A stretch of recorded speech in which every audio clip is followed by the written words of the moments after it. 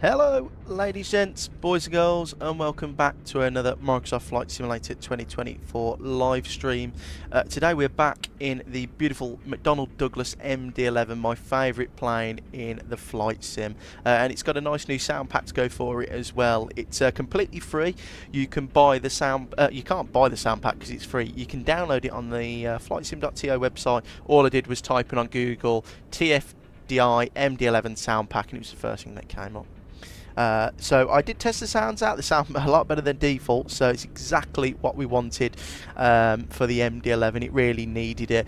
And welcoming to everyone. Happy, is it Wednesday? Happy Wednesday. Good afternoon. Morph, hello. Gareth, hello. Welcome in, mate. Stu, welcome in. Will, welcome in. And David.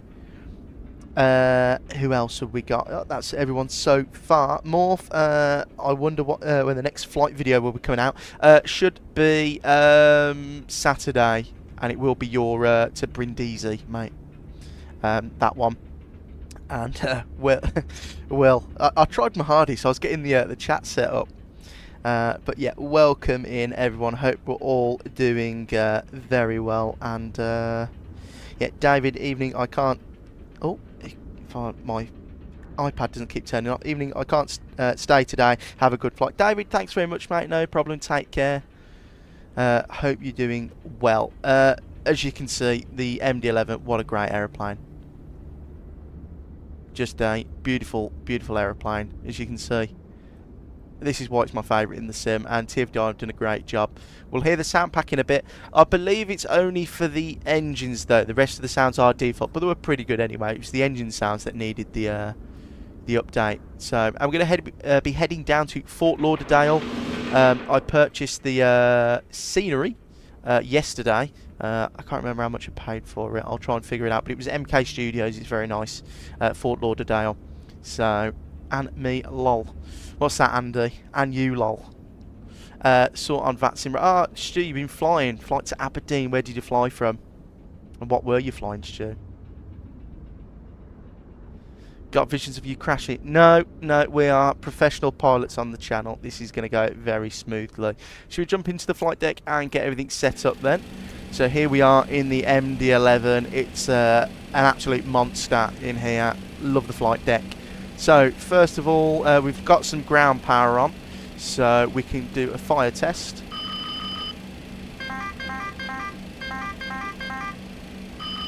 Engine 1 fire. Engine 2 fire. Engine 3 fire. That's all done. We're going to get the IRSs to the nav position and manual cargo fire test. Morph, do Edinburgh, Dublin, Ryanair. That's a short one. Stu, 30% off any build UK series for the next 24 hours. Was Dublin to Aberdeen, still learning the C680. Oh, that's pretty cool, Stu. Well, I hope it's going well.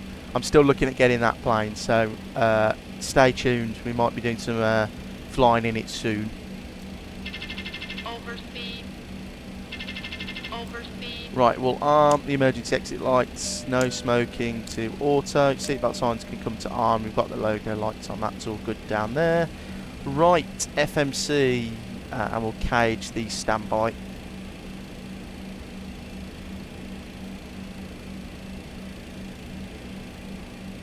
And actually what we can do now is we'll go up and we'll reset the fuel. Seems like a lot of raving about it. Definitely, Stu. I watched a review on it and it looked really good, so definitely going to start getting into some BizJet tops. It does look fun. And Morph, I flew to Dublin yesterday, sorry, and I only have the EasyJet A320. Maybe I'll do Leeds to Jersey. Do Manchester to Jersey. I'm sure that's a real flight. Send flight plan to FMC, and what we'll do is we'll go here and we will request boarding, and our flight is plugged in there. So let's go to, where's my sim brief? There it is. Hello, Captain. We're ready for pushback. And it's going to be our alternate is going to be KTX.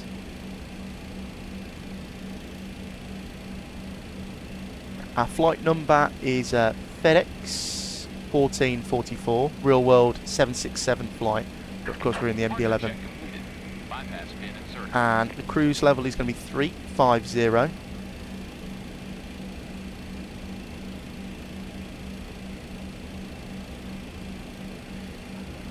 And it's going to be a headwind of 4 on the way down.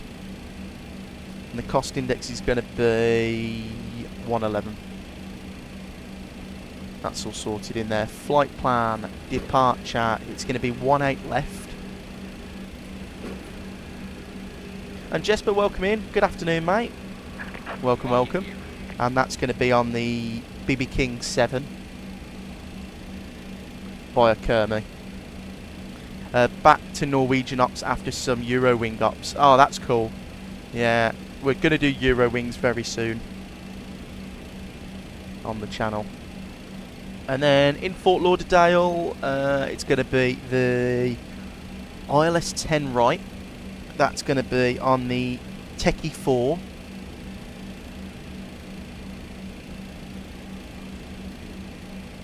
The Techie 4 via a Corey. And we'll see on here if we go to arrival charts, approach 10 right, going to be via bunker, right, insert,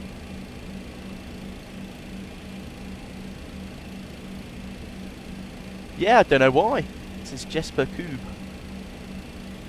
yeah, I don't know why your the name's changed. That's your alt account. I see.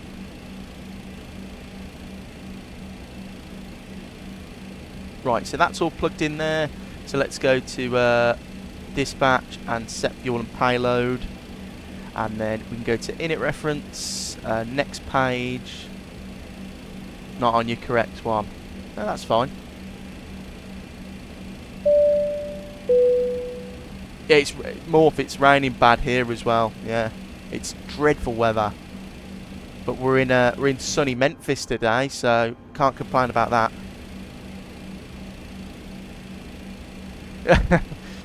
Just dropped your full legal name. I'm kidding. It's all right. And then so that's all plugged in there. That's all our weights and balance. We go takeoff and performance, and then we go to performance page. It's going to be 18 left for departure. Get that there. Yeah, that'll do. So it's going to be a flap departure of 20 with my dialer flap. Very cool aeroplane this is. So cool. And we'll turn that on and pull that up. And then it's going to be 0.6 with a headwind of 10.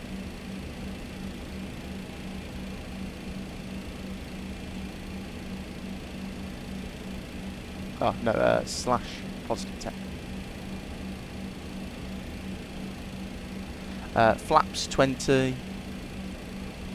Outside air temperature is 20. Oh, a lovely 29 degrees here. Packs are going to be flex temp 59. Packs off. And we'll confirm the V speed. So it's going to be 165. In the old box here, 165.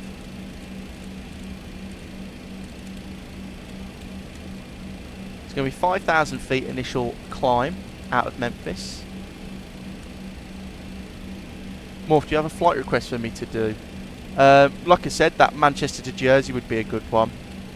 Or you could do like Manchester to Innsbruck. That's only an hour and 40 minutes. APU power button to get the APU on. That's all good up there. And then let's go and have a look at some charts, shall we? So dispatch, view departure airport. Well, Morph, you could do Aer Lingus A320 ops. You could do like, you know, Dublin to Heathrow. That would be pretty good. And we're going to be on the BB King 7. And yeah, 5,000 feet, that's pretty good. So it's a heading of 180 initially.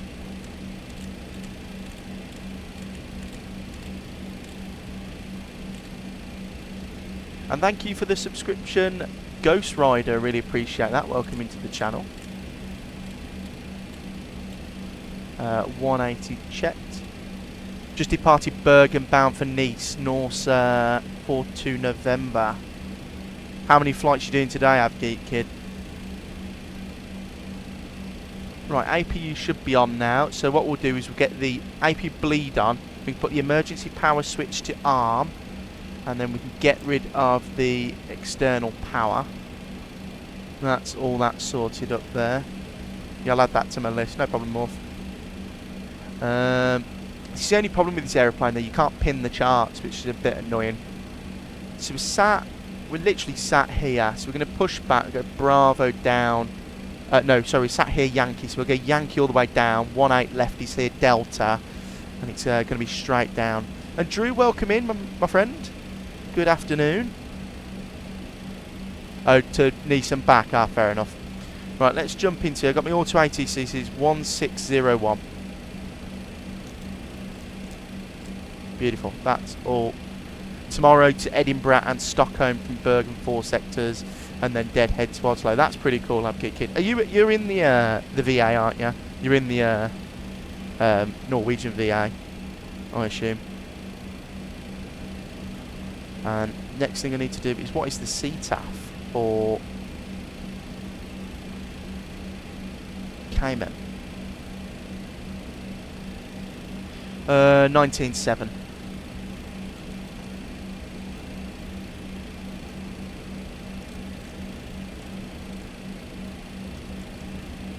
Swap that over. We're on Memphis Tower now. S-Boiler, welcome in. Yeah, some cargo ops. We haven't done cargo ops in a very long time. But we're doing the mighty MD-11 down to Fort Lauderdale. So, should be interesting. Can't wait to show this sound pack off. And I can't believe it's free. It adds so much to this aeroplane. A good sound pack does.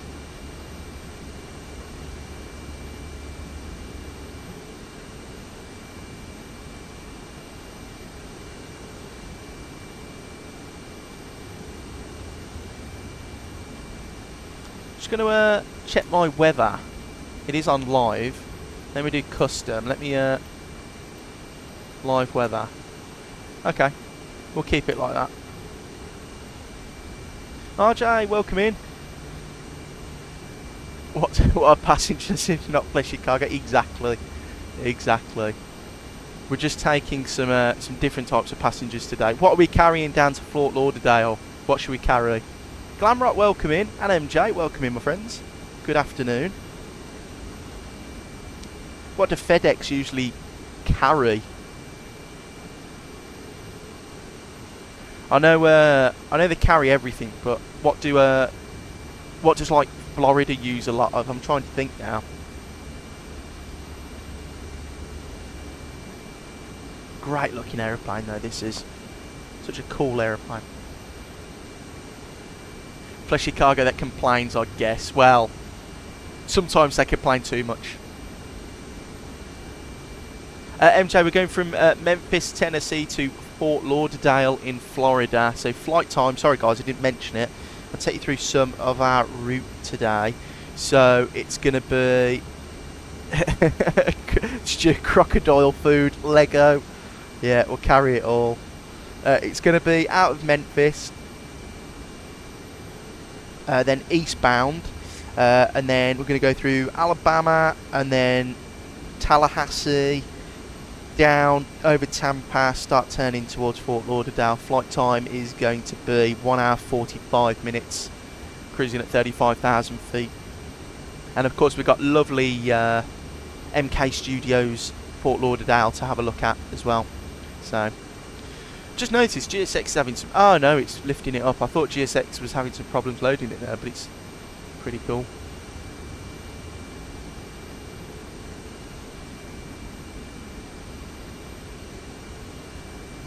Memphis traffic India Papa Oscar Oscar Lima, departing runway 18 right for southbound departure Memphis.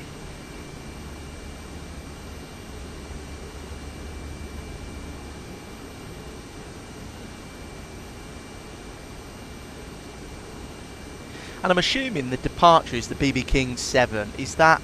I think that's a Singer, isn't it? Because Memphis, they have a lot of departures, like the airports in America. The departures and arrivals are named after famous things or people that have happened in that city, which is really cool. So it's like in LA, it's like the Iron Man arrival. Here we've got the BB King.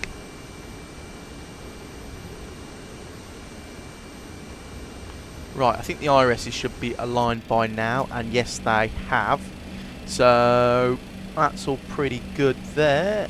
Set the parking brake, that can be set, ready for pushback in a second. We'll get flight plan on that side. Autopilot's all set up there. Got my taxi chart, so no ATC on at the moment, but it's just going to be Yankee Delta. One out there. Gee, that's pretty cool. It is, isn't it? We should do that in the UK.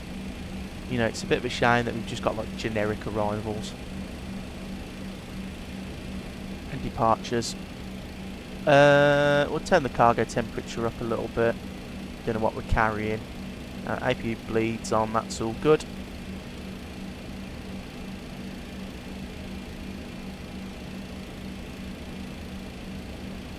Hello Leighton, welcome in. Good afternoon. I have a crush. What does that mean, Leighton? Have a crush.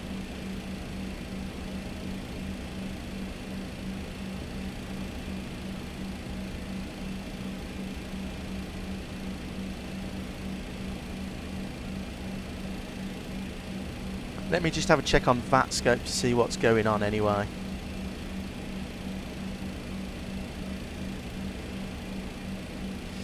Oh, there's absolutely no one online, so it's a bit of a shame. Hopefully, you know, Port Lauderdale will come online later. No, that's alright, Stu. Are you in the, that BizJet? Oh, you like someone later. Oh, that's very nice. Oh. Well, best of luck to you. Hope it goes well. And Drew, I do like how Manchester has down at points, and he's over the River Down. That's the only thing I can think of. Yeah, Drew, it's. I think that's about it, isn't it? Heavy, pushing to start off of FedEx ramp, spot 558 tail east. Memphis traffic. Well, what I find is the arrivals are just named after the VOR that it starts at, or like the point, the exit point. So it's like from Birmingham, it's all like the Compton 1 Yankee departure, just via Compton. Samba, yeah, Lucas, yeah. Yeah. But they're not as cool, are they? That's pretty cool, Stu. You'll have to let us know how it goes. Definitely looking into getting that one.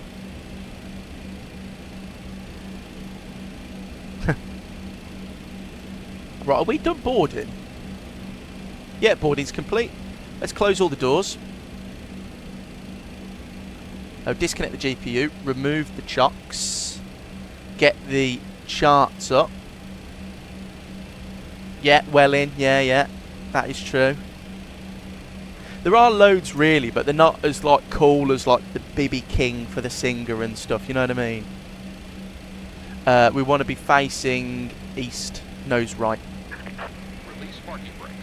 Do you know what stand number I'm on?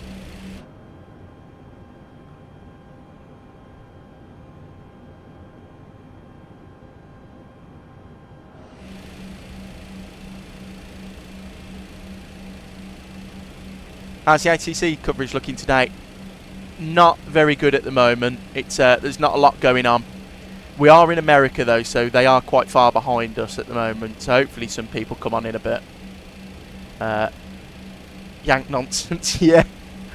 Oh dear. Right, parking brake release. Let's rock and roll. Commencing push. All engines clear. Start at will. Right, let's start engine number 1. I might actually fly business jet down to Jersey instead. I would morph. It's pretty cool. Right, let's listen to the startup.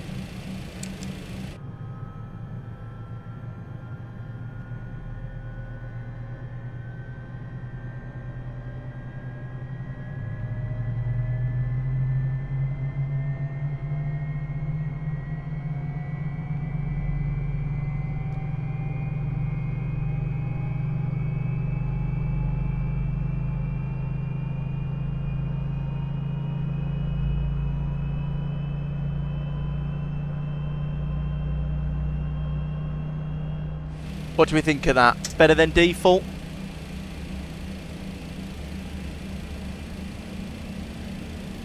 I'll go number 2. Memphis traffic. I'm just playing FH6. What's 1423 that? Heavy, taxi. Oh, Forza Horizon 6. 1 Ah, right, got ya.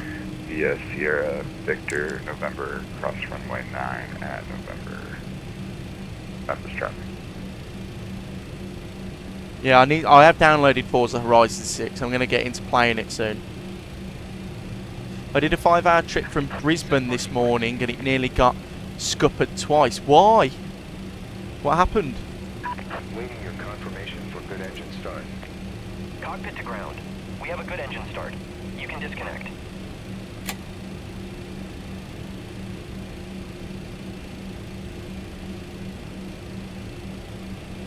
Right, engine number 3 can go. Proper old school this aeroplane is with its push-pull. Right, we'll listen to this engine start from a wing view as well.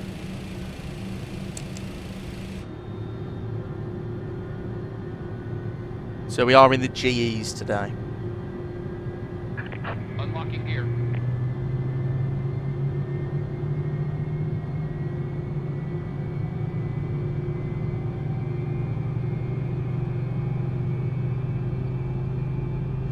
Yeah, I took a break from Microsoft Flight Simulator 2024 and now I'm playing Forza Horizon 6 for a bit. I don't blame you. Disconnect. Bypass pin removed. First nationally wind shear on takeoff, second Papian approaches were naff. Like the RMP approach was half a mile wrong. Really? Oh, but the thing is though, I find with this sim is the Papi lights are always wrong. It's really weird. So I did my first ever night visual 20 knot crosswind landing in the 320. Well, I hope it went well.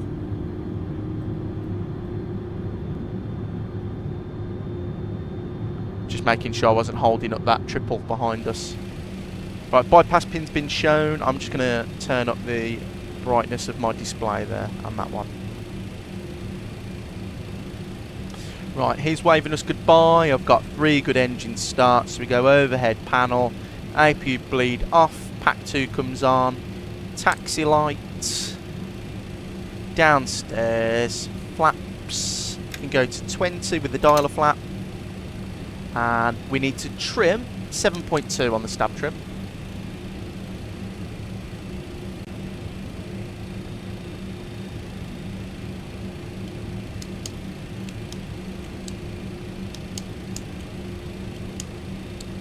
I can't get exactly 7.2. Hang on.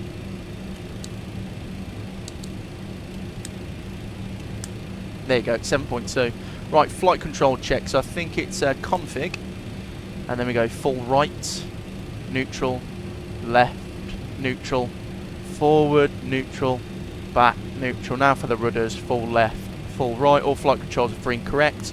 We'll go back to the engine page. We're going to release the parking brake. Then we're going to go auto flight, nav, profile. So we've armed the autopilot there. Memphis traffic, FedEx 1444, taxiing Yankee, crossing runway 9/27 at Yankee to holding point Delta for 18 left. Memphis traffic. Right, spool them up. They already sound so much better, guys.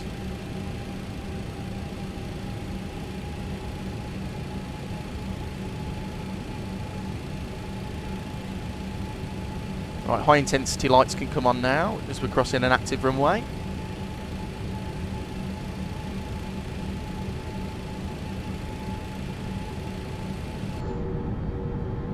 What a beautiful machine this is.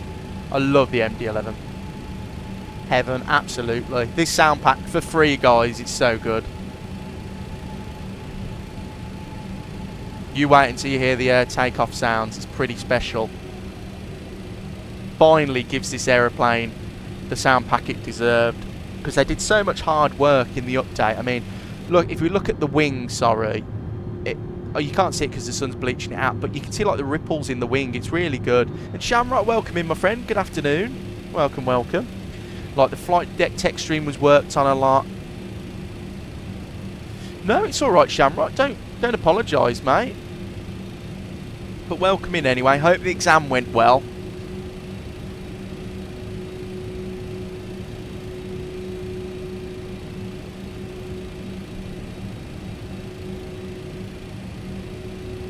Right, and then we don't need a takeoff config. The takeoff config is the green bar down here, so it's green, so we're all good to go. And the high intensity lights can come off now.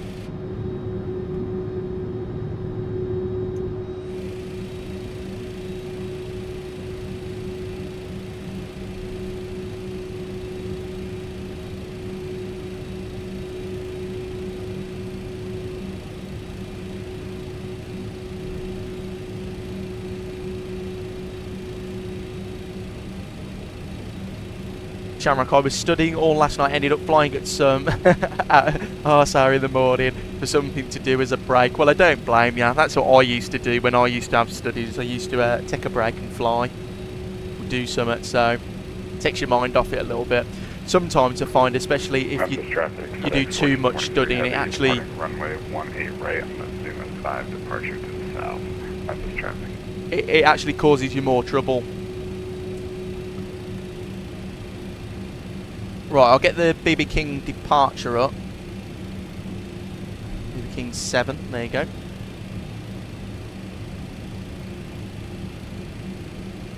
Memphis traffic, FedEx 1444, lining up runway 18 left via Delta.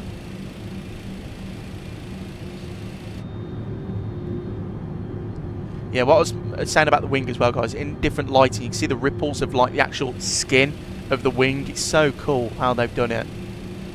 Also, this is this Memphis scene. I've had it for a long time. I wouldn't recommend it unless you love FedEx or the MD-11. But it's by what's that developer who's always in like hot water? Is it Glide Slope Pro or something? Right. First of all, let's get all the lights on. We're going to get those and the turn-off lights on as well. And we're going to get the TARA and weather. Lovely. Yeah, can wear you out and make you worse off. And the exam, it helped this time though. The A300 is an amazing aircraft. I love it. No, not Fly Tampa, Shamrock. This is a Glide Slope Pro. They're always like they're always in trouble. There's that 777 rocketing over there. Can you see him? I wish Fly Tampa did a Memphis. Memphis traffic, FedEx 1444 departing 18 left on the BB King 7 departure. Memphis traffic. Right, so TARA, yeah.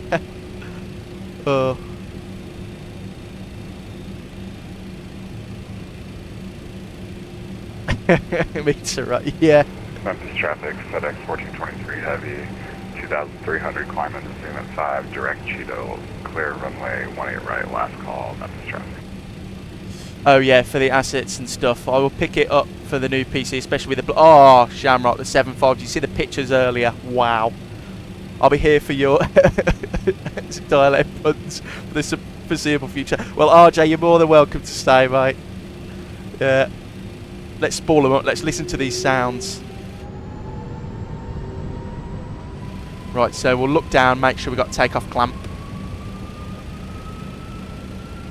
Which we do.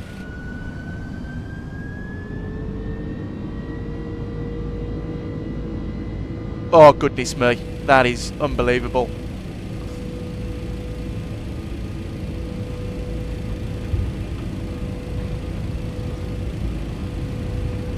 ...100 knots neutral.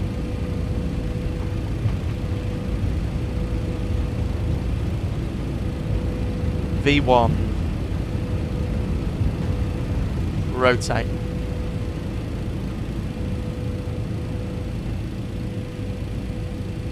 Positive brake gear up. And I've got nav 1.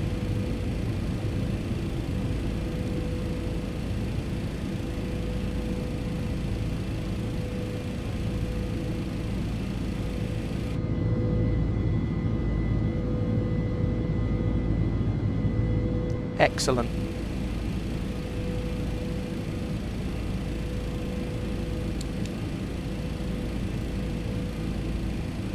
So I've got climb thrust coming in now. And I'll disarm the spoilers.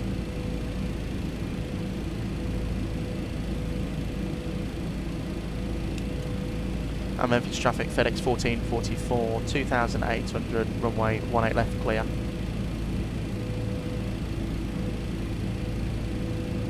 We can go, well, I'll wait until we go on 122.8.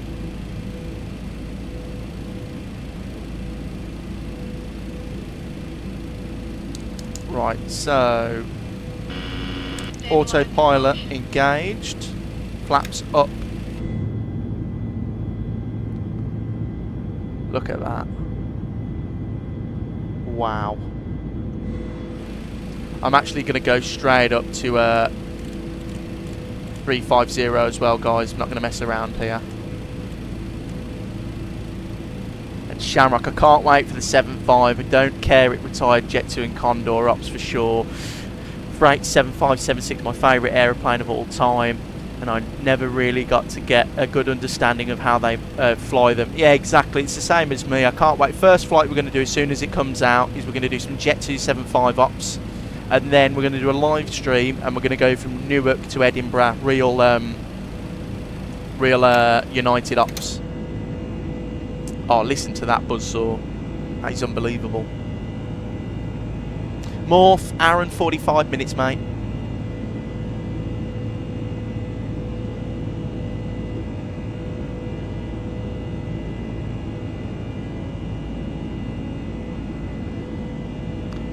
Well, it might be a bit shorter actually. It might be about an hour and a half if we go straight up 350, so you're probably right there.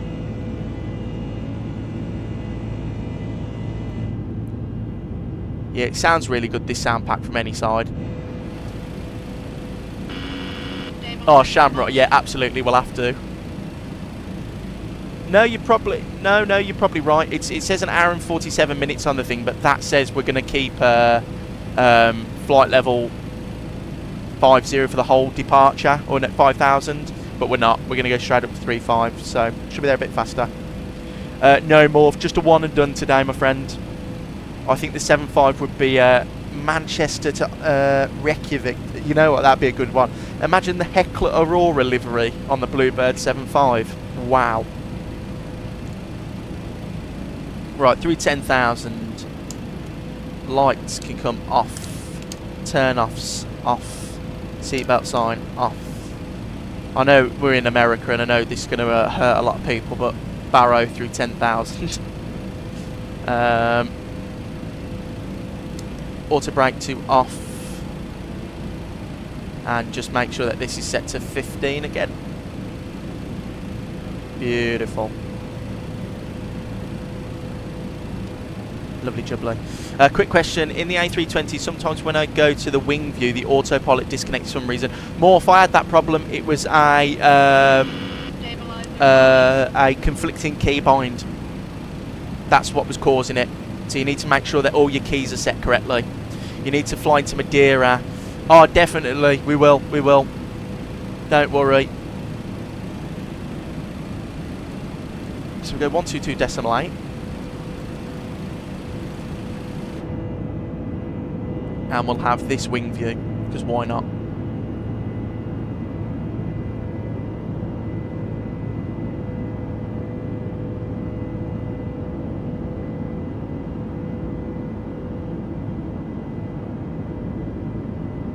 I always love flying in and around America because you get really nice scenery on the ground.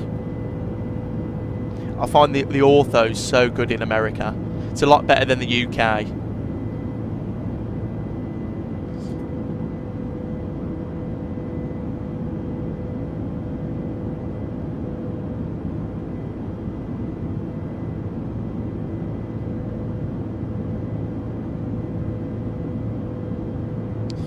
Also, it's FS Expo this weekend, isn't it? Do you think we're going to get any surprises? Is there anything that's going to shock us?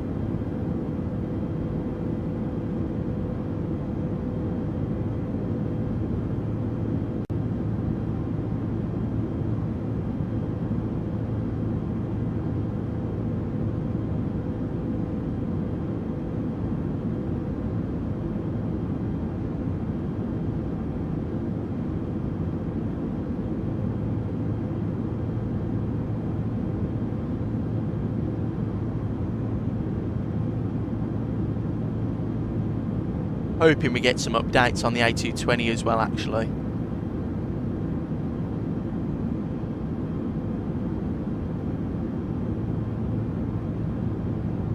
Trin, welcome in. Good afternoon. It is a game changer for the MD-11. It deserved it. It's a great aeroplane. It's a great aeroplane.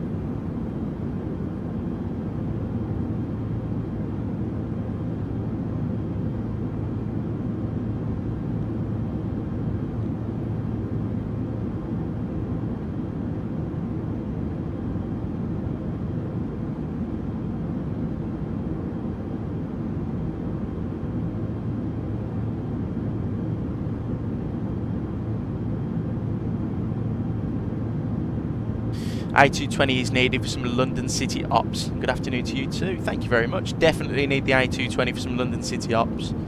I just think we need the A220 in general. It's a plane I've been wanting for a while. I think the Just Flight Fokker 70 and 100 definitely need that. That's something I'm interested in. Be interesting to see, because I know Ini Builds did state they're going to talk about their A380 soon. So hopefully we get some more news on that. That'd be pretty cool. You know, PMDG might surprise us with some more updates on the 7.4. I highly doubt that we're going to get the 400 this year. I think we'll get the 100 by Christmas, or the 200, whatever they're doing first, and then the 400 by summer next year. That's when I think we'll get the 747-400.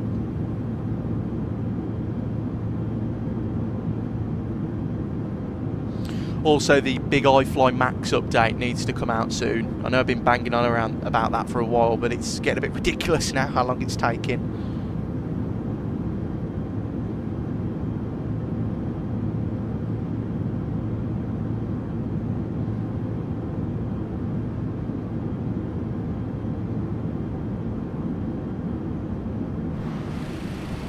Making sure we're all looking good up here, which we are indeed. No weather en route so far. That looks pretty good. Morph, the max, I think it's like £70. And Steve, welcome in. Good afternoon. I've just started flying the MD-11 since the big update. Blown away, let alone the free sound mod. It's unbelievable. It did need a sound pack. The engines weren't as beefy as I'd like. You know, if you watch any videos of a real MD-11 takeoff, it's got a very distinctive buzzsaw even with both engines. But yeah, this is, you know, great aeroplane, great add-on. I understand why it's not as popular as other aeroplanes, because the MD-11 is quite rare now, especially after the incident, but I love flying this thing. It's my favourite plane real world, and it's my favourite plane in the sim. And RJ, if you could choose literally any plane to be done high fidelity, it would be the Comet. RJ, you know, I was thinking this, a rendition of the Comet, the Nimrod, but I'd like the V-Bomber Force to be made by Just Flight. They've done the Vulcan. I really want them to do the Hadley Page Victor and the what's the other one? No, I was going to say Valiant then. No, I'm talking wrong there, aren't I? What was the other one called? You had the Victor, the Vulcan, and the... I can't remember. But yeah, those three. Yeah, eagerly anticipating the iFly Max update. The Roman code A350 looks promising too. See, I'm a little bit annoyed that they're doing the 350, just for the simple fact that I have the Ini Builds one. I like it, but I don't fly it enough. So I'm not going to go out my way and purchase the Roman code one, the Rhodium code one, sorry, which is a little bit annoying. But yeah, VC10 would be amazing. I'd love a VC10. I would really like a VC10. Or maybe a... I was thinking about this, the... what's it called? The three-engined triplane that the UK made. The Trijet, what's it called?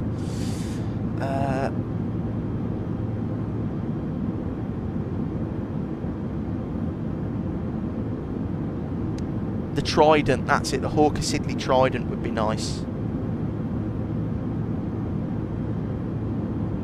That'd be really cool to see.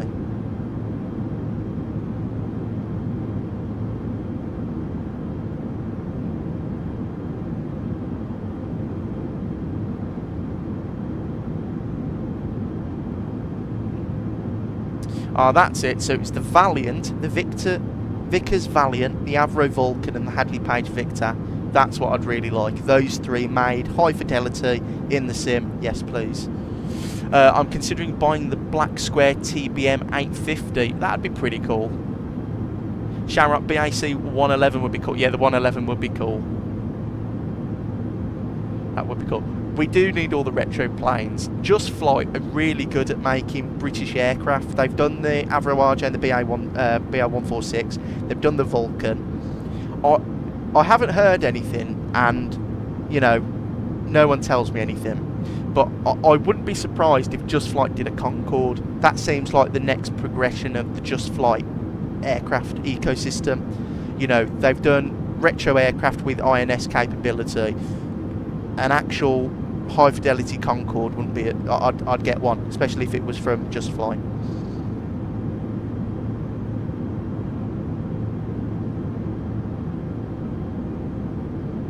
I'm looking forward to the 787 as well.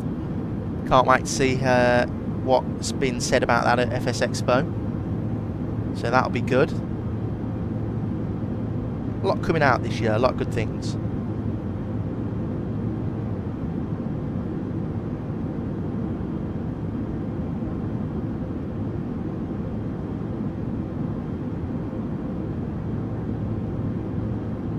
Tell you what I'm going to do. 360, if you haven't tried, is a fun aircraft, and the BA2 Islander both in the sim. Ah, Shamrock. I'll have a look at those. What, are they free in the sim, or are they like payware aircraft? We'll go to about 25. 767 is going to be good from Bluebird. Opposite tilted landing gear and winglets. Yeah, I'm looking forward to the 76. Oh. There you go. Just go back in, make sure nothing crashed. No. We are all good. FMS speed. Profile. The Tri-lander. Yeah, that would be cool.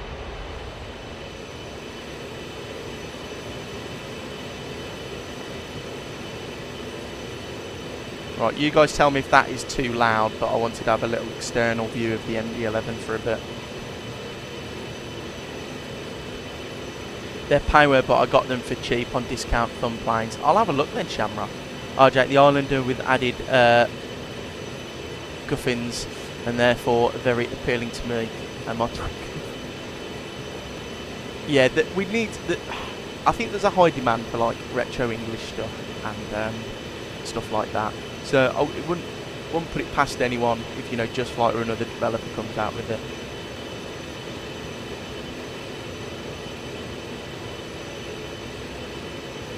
Aren't you getting a DC-10 as well? Have I made that up? I thought someone was making a DC-10 for the sim, because I'd buy that day one.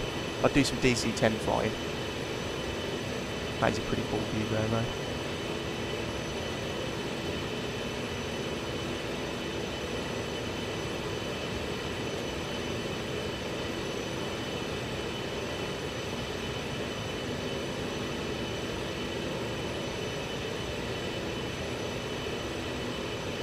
We are Shamrock Q400, absolutely.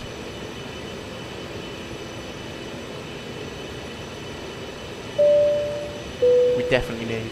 And Aerosoft, because quality wings are taking forever. Yeah, well, I think the Q400 Majestic are doing it, yeah. So hopefully they come out sooner rather than later. And Vienna Pipe, welcome into the channel. Thanks for the subscription. We do appreciate it. Yeah, hopefully Majestic come out with their Q4 soon, because we're definitely doing some retro flyby ops into London City. Yeah, the more I look at a plane and go, how does it even work, the more I want it. Exactly, that's why I like the MD-11, because it was the first real aeroplane where I had to sit down and properly look at how it flew. So, and the Avgeek Kid, back, ate some dinner, chicken rice and salad, very nice. Very nice.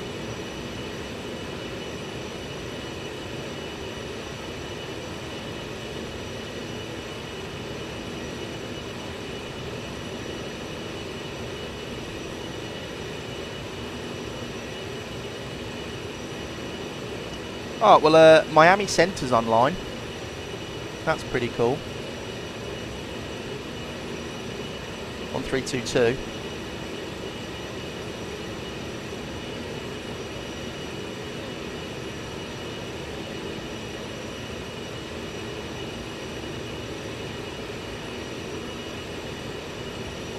Shamrock, the 225 and the 124, I would like that. I would really like that. I do like Soviet aeroplanes as well, so there's quite a few that I'd like to get. 1 week of school left for me. Got a science oral exam on Friday though. Oh, well that's good. Navigate kid. Well, at least you've got the summer holidays to look forward to. I really need some sceneries, but I can't afford them. It's a very expensive hobby, my friend. It is. And the sceneries are only going up in price as well. Can't believe the price of the London City scenery by Builds. I thought it'd be the same price as their Zante scenery, £10, but £15. I'm not paying that. Yeah, there are some good freewares. The Tu-154, my second favourite aeroplane of all time. Shamrock, what a great aeroplane. I'm really into like old Soviet airliners, so I would really like some of the old like Tupolev stuff, or Illusion, something like that. Lanzanaria, good afternoon, mate. Welcome in.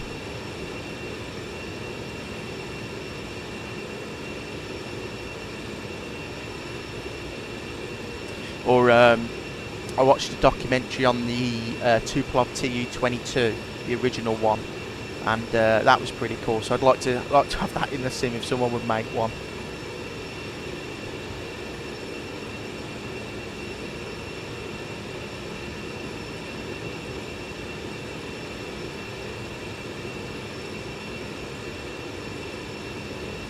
What's your favourite aeroplane, Avgeek Kid?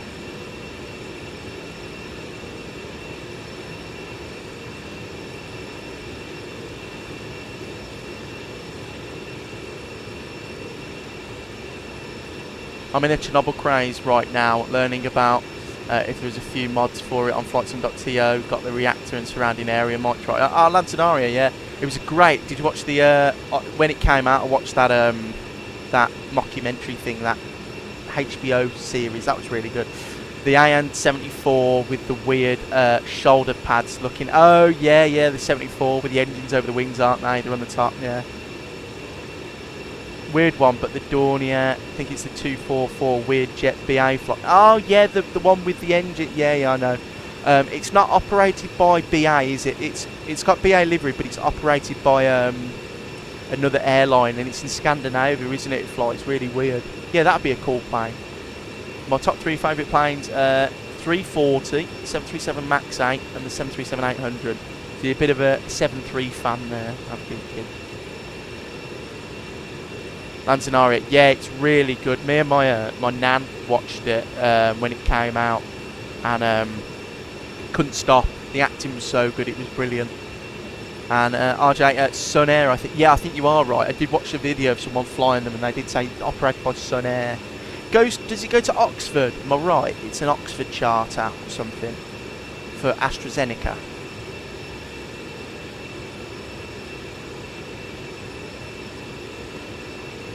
And the 320ceo number 4.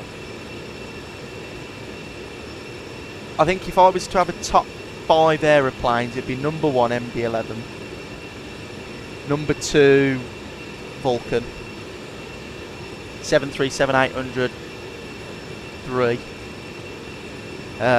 4 would be the A340-600, and then 5 would be the 777.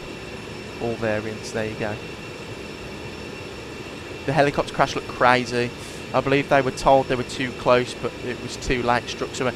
Yeah, I think I did watch an actual documentary about it. I think they were trying to chuck sand into the reactor, and they hit a crane, didn't they? Which is crazy.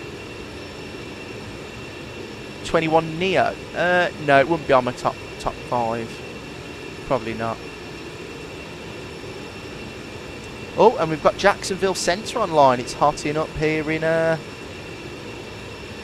Florida. Jacksonville 135925.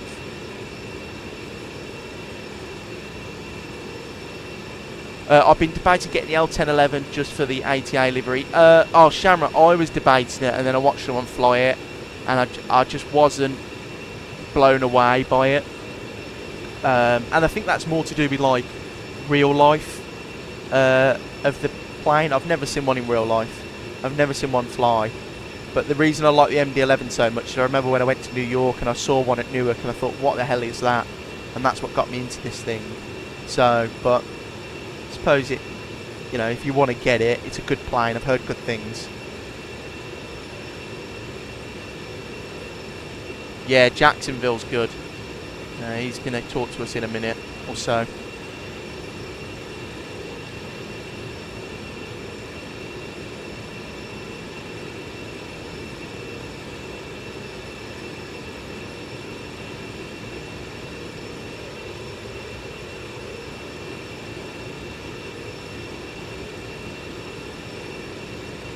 Sharon, literally the same for me. Taxiing in the 764, saw a FedEx MD-11 sitting on the ramp and thought that's so cool, because seeing Newark from the first time, not on a screen, and all these American operators was crazy. That's why I've got a little thing about America though, Shamrock, because I'll go once a year, or try to anyway, and every time I go it's so cool to see their like aviation. So, and did the stream stop for anyone else? Maybe it's just my Wi-Fi. Oh, did it? There we go, fixed it. Oh, okay, was it just you? I'm checking on my thing. Did it drop out at any point? Don't think it did.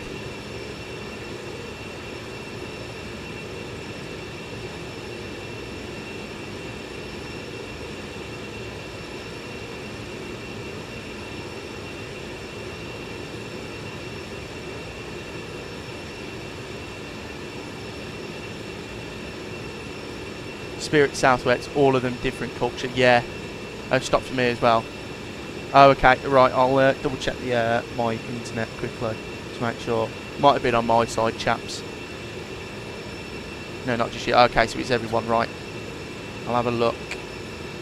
Yeah, just pop it in the chat if it does it again, and I'll have a look. Might have just been a one-off thing with the PC, but it's never done that before. So, ooh. It works now anyway. Oh, thank God. I'm just going to be 2 secs, guys. I'm just going to put my fan on because it's getting quite hot in the room.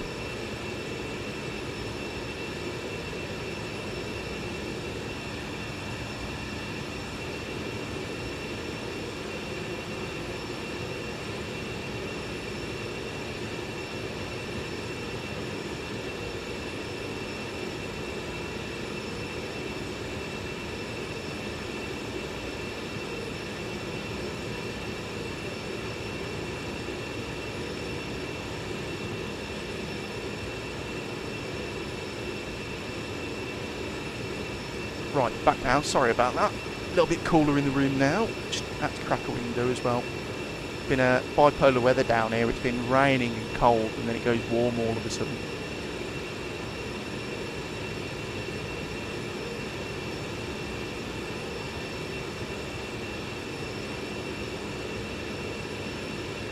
Yeah, when I went to Cancun, it was so different seeing Southwest JetBlue, Aeromexico, etc., and some 727s parked near the runway, obviously not in use. Yeah, that's why I love going to America. Like every time I go to JFK, like to see all like, you know, Alaskan 737 Maxes, JetBlue, you know, all the cool liveries. You see a lot of 76s, 73s. It's a real cool thing to see. Because in the UK now, I mean, at every airport I operate out of, you get like 73, 320, 73, 320. The odd 777 or A380, that's about it. You don't get the sort of other traffic that you do in America.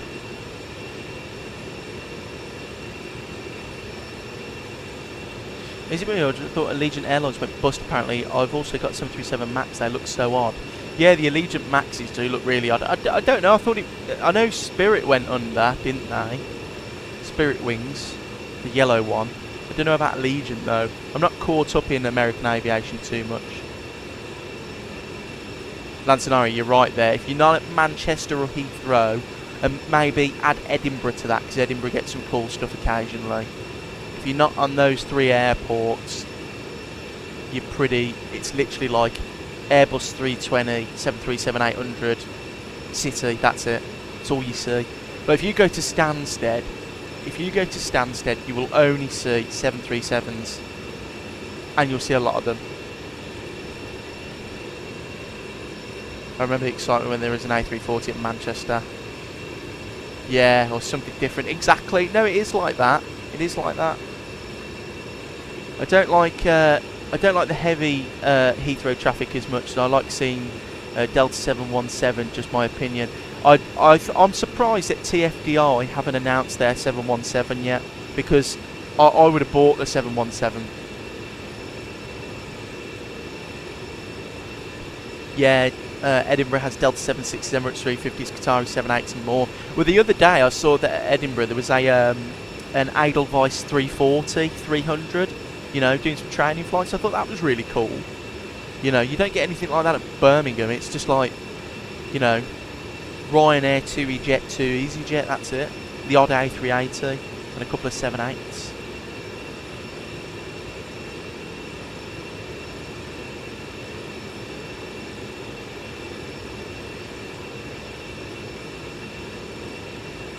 Virgin A350 1000 as well. Yeah, yeah. Occasionally they do the flights down to Florida, don't they? I was so lucky we got lots of variety. I've been in the AN225s, in the 727s, DC8s, AN124, 747-200, 300s, P3 Orions, C-130s, etc. Yeah, you get a lot of stuff in Shannon though, Shamrock. So it's one of those airports that's still widely used for different stuff. Yeah, it's a bit of a shame though, because America, I think, like, if you went to America or Russia, you'd get like a strange array of aeroplanes. But you go to any other like airport, and you just see the same stuff over and over again. It gets a little bit repetitive.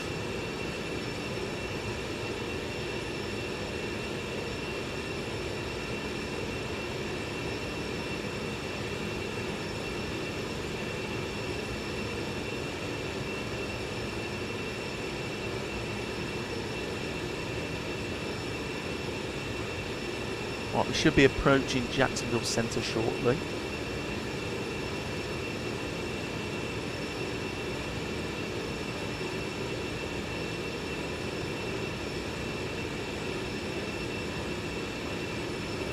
I've downloaded that Chernobyl mod, but trying to find it on the map is a pain. See, I'd have to Google it and have a look.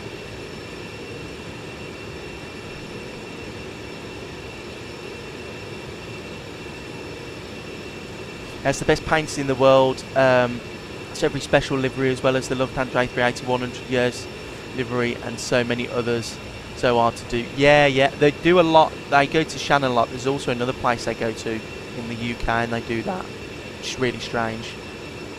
At my home, away from home, you get a lot of 747s and Dash 8s with the occasional US military stuff. Where's that, RJ? Where's that? That sounds pretty cool. I know Prestwick. That's another one. That's a small airport, but Prestwick gets a lot of variety.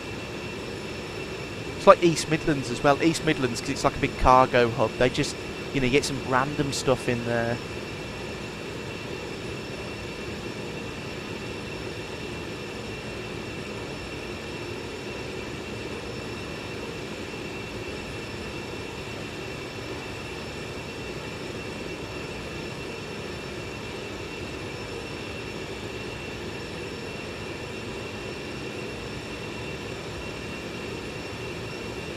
Yeah, of course I can, Lanzanaria, of course I can.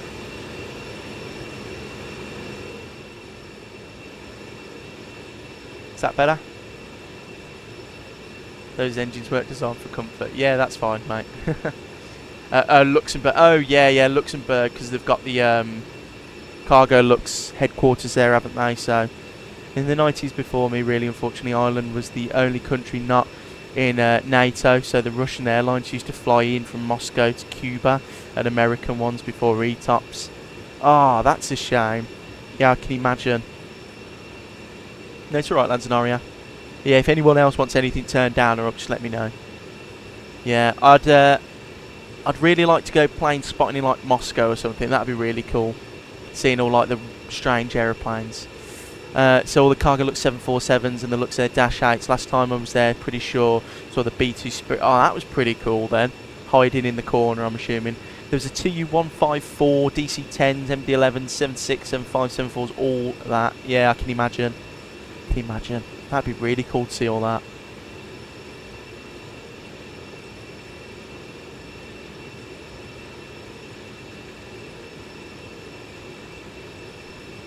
Oh yeah, Moscow on its own would be so cool, you know, seeing like the Moscow Red Square and stuff. That'd be really cool.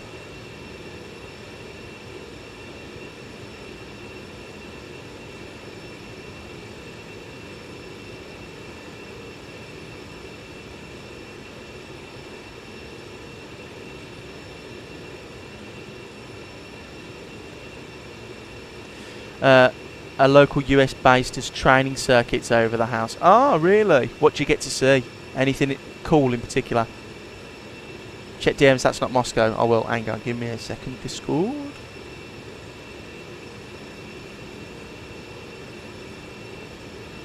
Is that Shannon? That is really cool. 76s, 154s. That is mega. That is. Just departing Manchester, the plane dipped right as the wind hit the nose. That's the only problem with this sim morph, is the winds aren't correctly modelled. That is very cool though. Shamrock, that is very cool.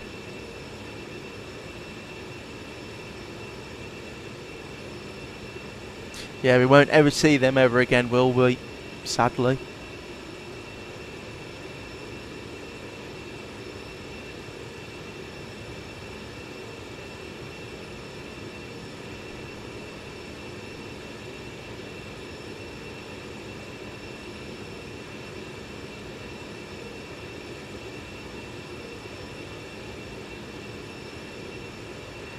RJ, last time I saw the C-130 some F-35s. That's really cool.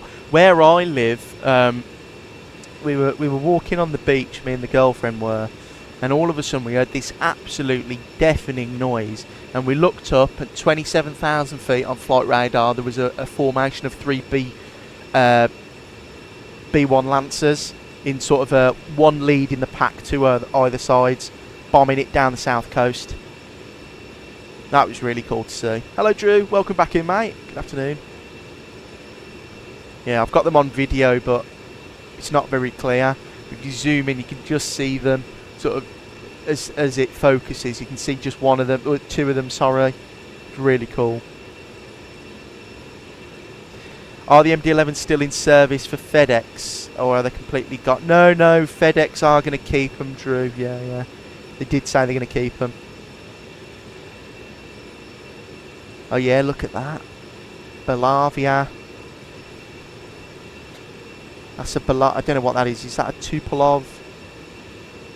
We got an old school Ryanair, Aer Lingus 330, United 75, United Delta 76, Virgin Express 737-500 is that?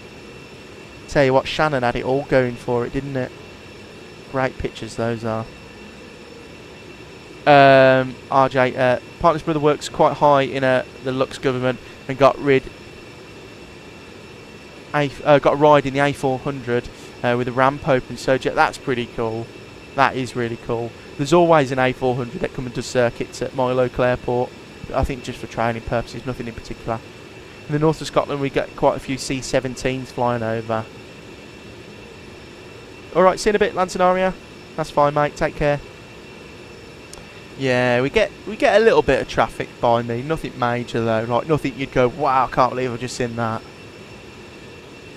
Which is a shame, but oh well, what are you going to do, eh?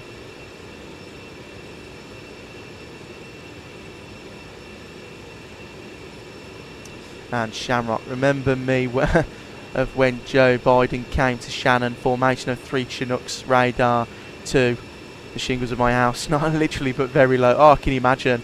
Yeah, when the president turns up somewhere, they bring the entourage, don't they?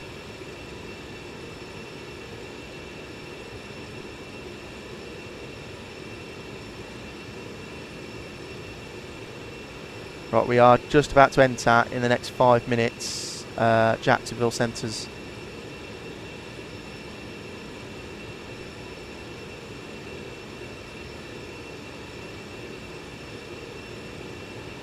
Just reading the ATIS.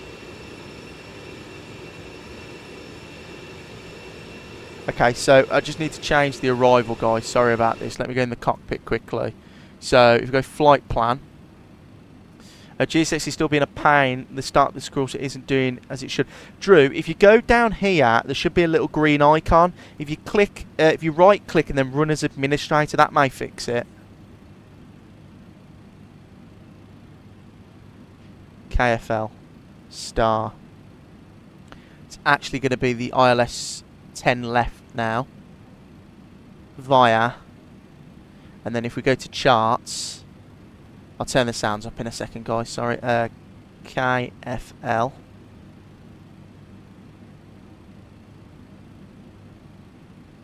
and then we go approach.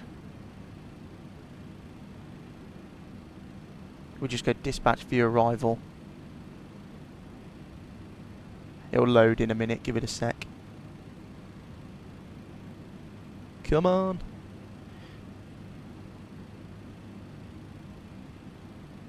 Turn the sound up anyway. About 80. Thank you. I'm not currently at my PC. We'll have another look at that. No, it's alright. Drew, when I first downloaded GSX, I had a right nightmare with it, so I wouldn't worry about it, mate. Holid transition. Insert. Clear. Flight plan. And then we'll go to plan mode. And then we'll decrease that. I'll have a look. Oh, there's not GSX, there's that guy on. Yeah, there you go. Nice nice arrival in.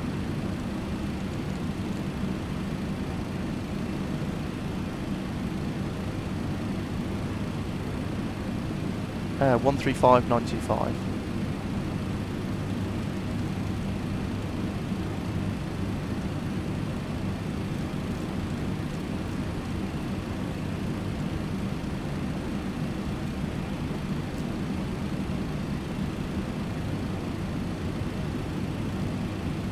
Jacksonville Centre, a very good afternoon. It's FedEx 1444, flight level 350.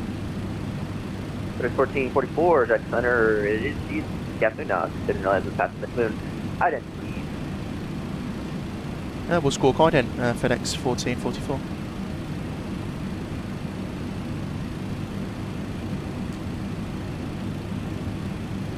Good afternoon, Jack. American 1159 Heavy 376 climbing. I'm gonna turn them up, guys. Sorry, struggling to American hear 1159, Jack Center, good afternoon. Nothing like ever goes well for me. Oh, Drew, it's this flight sim for you. Nightmare.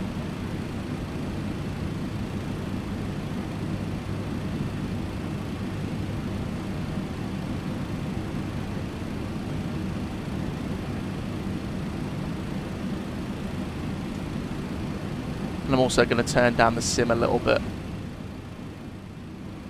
I'll have that like a 40. There you go.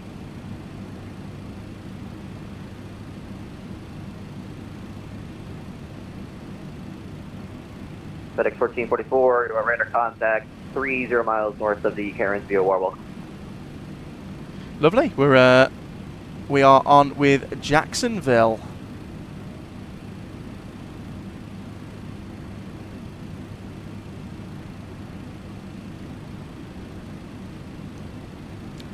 So it's going very smoothly so far.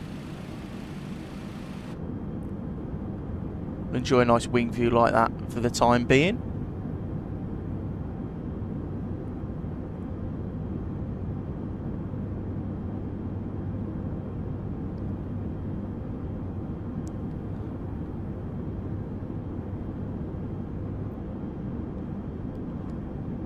But very nice. We are technically in Florida. Well, not Florida, we're in Jacksonville, but we've entered that the bit of land of Florida, so not too long to go. Just got to go down the whole length of it now.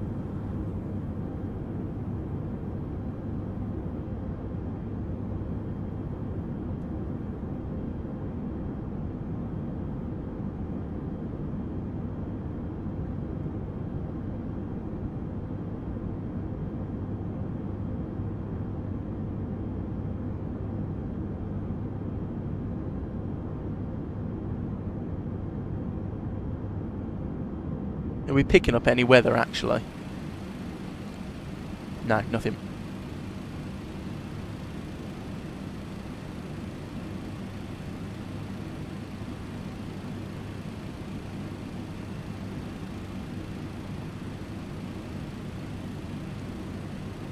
There's our top of descent point. So we haven't got that long left to go, chaps. 42 minutes. So we got like an hour left. Everything's looking good up there. I am running the I've got the what's the version of this called? The one with the failures. So I do have to keep checking occasionally just everything. Delta 1093, clear direct Skywalker.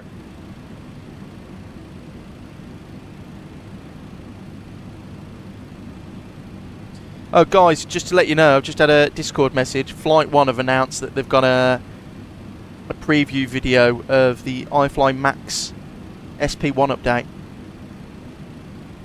So if you want to go and watch that quickly.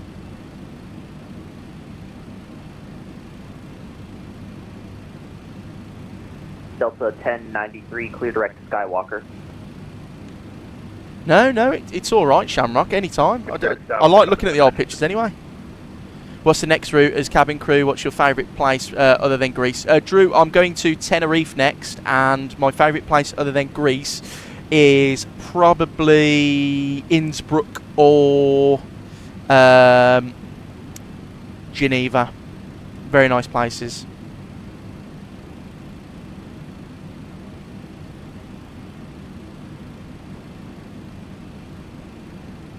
Oh, I'll send it to you, Shamrock. Hang on, give me a sec. Let me forward it to you. Where's the flight one?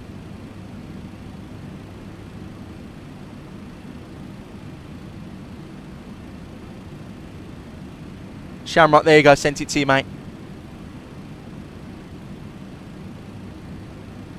Jack Center. Good morning. It'll be American. Quarter to the airport, the better. Well, yeah. 350. We're approximately 23 west of Valais. American 1529, Jack Center. Good afternoon. Radar contact.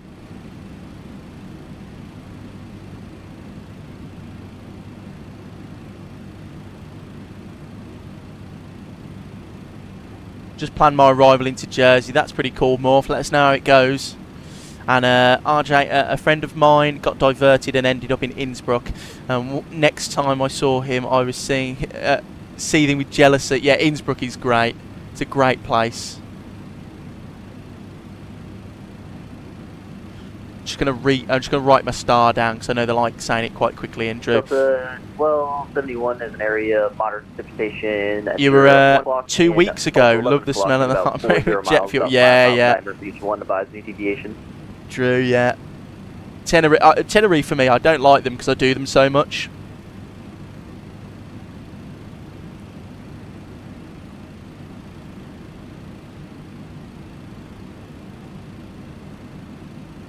Yeah, you got to remember, like I do Tenerife like 4 times a month sometimes, so it gets a little bit boring and a little bit annoying, and sometimes them Tenerifes can be real trouble as well.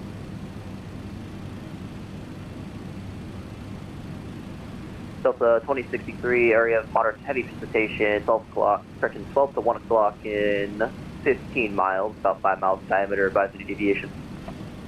Roger, we'll let you know, Delta 2063. Apologies for that, guys. Couldn't click the mute button quick enough. Have you also seen Hughes have announced a desktop app as well, where you can download liveries straight into the into your sim? That's pretty cool.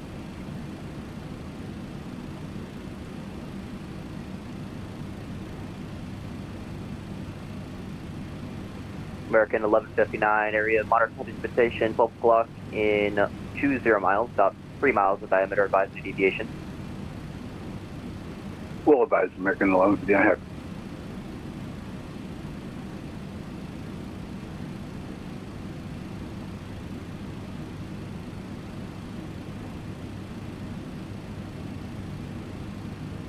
Texas Center, good afternoon. Delta 1894 with you, climbing 29.5, flight number 350. Delta 1894, Jack Center, good afternoon. I love listening to American ATC. It's quite funny. I don't know what. It's just how they do ATC like ops. Always makes me chuckle. Right, we're going to go medium auto brake. It's going to be flat 35. Never been to Tenerife without a delay. Oh, all my Tenerifes are absolutely bang on time, Drew. My on-time performance at work is pretty good. Well, I fly out of a smaller airport, so it's not hard, but yeah. This max update is unreal. I'll wait till my new PC and treat myself, but the Ryanair max ops will go insane. Now they made a good EFB and better glare shield. I'll have a look, Shamrock. I haven't seen it yet, but I'm looking forward to seeing it. I did hear that they put in a lot more work than people were anticipating, and it's going to be a free update, so, you know, can't complain.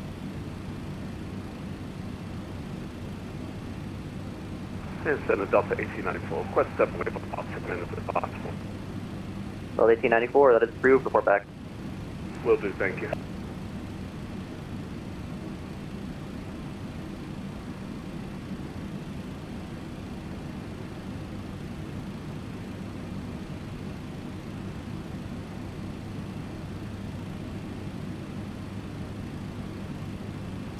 Shamrock, they are releasing the 8200, aren't they? Yeah.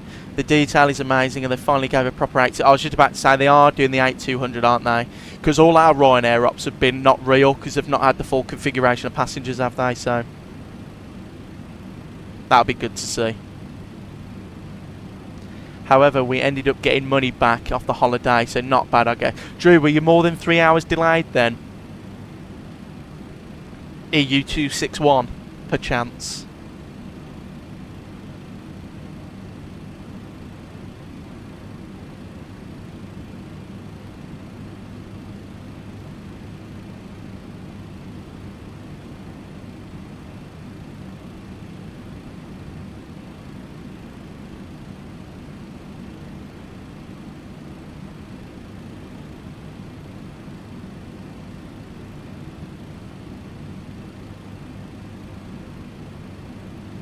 They rework the engine sounds. I think they sound proper like a whale sound, if you get me. Yeah, I do. Don't worry.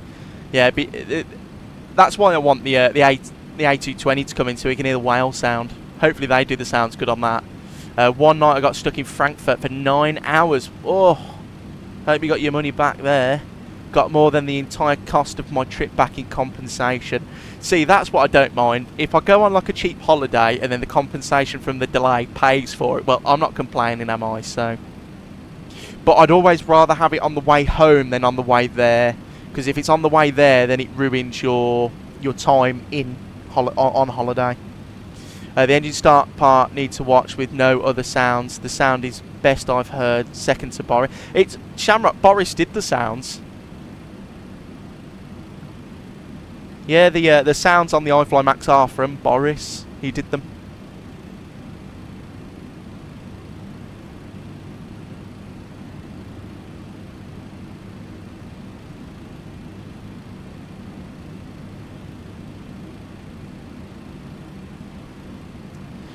Seven hours we were with Jet2 A321neo. Golf Sun H had a fuel leak at Manchester, so they sent 757 Alpha Juliet down, so I couldn't complain. Well, Drew, you can't complain if you got to swap onto a 75.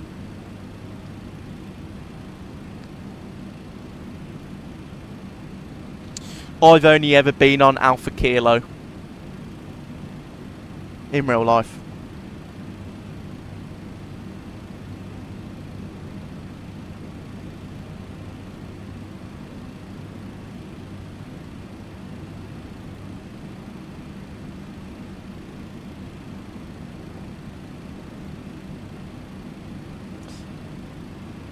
I had to take a certain orange low-cost carrier to court to get compensation once because they were playing silly bugger. Oh, I can imagine, RJ. I can imagine that certain orange airliner a little bit difficult to work with when trying to claim compensation. I did watch, there was a video that someone put online of them fighting Wizz Air to get compensation. They landed back into the UK 3 hours and 2 minutes late, and they refused to give him compensation. So you've done Alpha India, Alpha Juliet, may have done some Thomas Cook ones as a kid but can't remember them. Oh, that's fair enough, Drew, that's pretty cool. In the end it cost them like 4 times as much if they just paid. Well, you're the winner, RJ, so you know, you're not complaining really, are you? Well, unless you had to pay for court fees and stuff. I don't know how much you had to pay for that.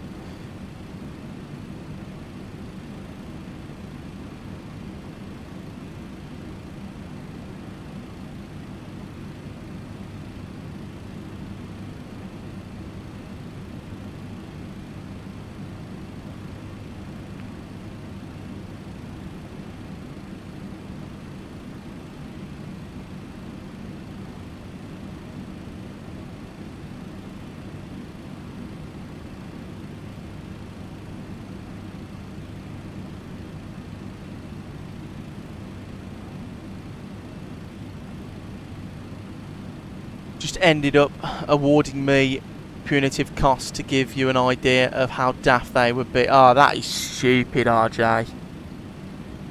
That's pay the cost. See, I don't know why. Why wouldn't you just pay? You know, you paid for the holiday or the flight, and they've messed you about. Why don't they just give you the money there and then? Nice and easy, no trouble.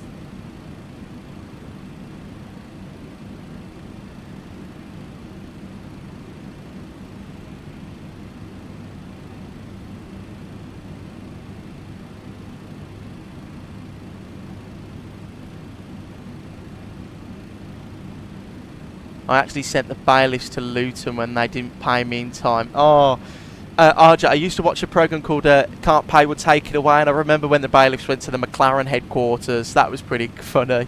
Ryanair were being daft, and I brought up my EU262, and all of a sudden everything worked. I can imagine, yeah. That they play stupid until you make out like you know what you're doing, and then they go, "Oh, right, hands up, you know what you're doing, so we'll give you the money." RJ, and they had to pay it off the bailiffs too. See, that is so silly. Just pay ya. And like you say, I bet the money was a fraction of what you actually won. Do the flight crew on your do the flight crew on the flight know you flight sim? I'd get as many free tips as oh yeah, Drew, yeah. I got a couple of good friends who are in the flight deck, and they I'm always asking them for little bits and bobs. Like I've got the checklist for my airline. I've got some other bits and bobs. So yeah, I remember they impound one of the F1 no, I don't think they got that far, Drew. I think they got in, threatened them, and then they put all of a sudden McLaren had the money then. So Delta 2063. There was an incident recently where Ryanair weren't paying a judgment in Austria, and a court agent literally pinned a notice on onto the cabin. Oh, that's pretty cool, RJ. That is pretty funny. Delta 1271, descend and maintain flight level 330.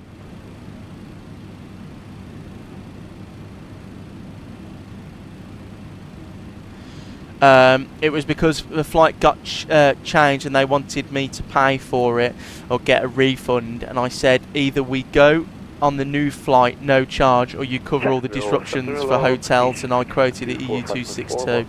It was a few minutes ago. CH624 Jack Center, good afternoon, radar contact. Yeah, well, I'm glad you got that sorted, Shamrock. I know they play stupid, don't they? Until you sound like you know what you're talking about. 1271, descend and maintain flight level 330. Oh, I'm thinking of the one where they went to Lotus F1 and they oh, I remember that one as well, Drew. I got free charts off some wing crew before EFBs were a thing. Oh, that's cool, Shamrock. No, I got there's a pilot who gave me the checklist. He gave me Delta 1271, Jack. Well, I've got them here. I don't know if you can hear them. It's like a book, but it's the pages fit perfectly into the 737 yoke, so they're given to pilots and they fit here on the 73. No, that's fine, Shamrock. I got what you meant. Don't worry. But yeah, so I just write down all my information on them. But I would show you them, but they've got all my logos plastered everywhere. What happened with the Orange airline was Manchester Reykjavik, was its second sector or something, and it went tech on the RJ. It happens all the time. You get FCOMs with curator. No, Shamrock. No, they're on the aeroplane only, so I won't be able to get one of those. I have asked. Don't worry, I have asked. I said I'd pay for one, and they said no. But yeah.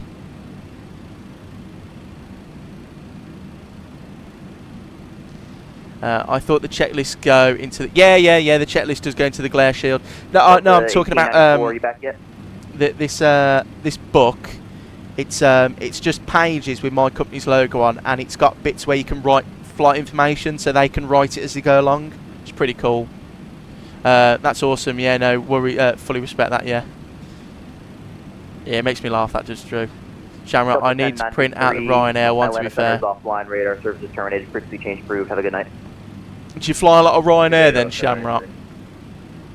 Their argument to the CAA was basically acts of God, but CAA reminded them that they may have multiple... RJ, every airline tries to use the acts of God rule, and it always gets thrown in the face because they say, like, well, you're an airline, you flew into this area of weather, so we just started descending. I'm going to guess my landing rate will be -158. Well, I hope it is. That would be a pretty good landing.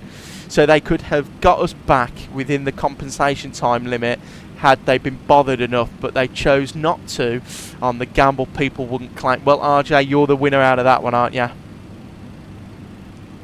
Shamrock, yeah, so it sits on the their yoke, and it's got, like, at the top it says flight, destination, call sign, and then underneath it's got, I won't say what it is, but it's got an acronym that our pilots use to write stuff down, and it's got that typed out so you can write, bits and bobs in. I've got a Jet 275 safety card, bought it once, they got scrapped, then part of the fuselage. Oh, that's pretty cool, Drew. That's pretty cool. You're going to guess -42 feet per minute for me? No, Morph, this is the MD-11. Anything under 400 is a butter in this thing. Yeah, I know a few pilots, so I learned the basic SOPs from being in full sims with them a while back when I volunteered at my local museum fun times. Yeah, no, not Craft Shamrock. No.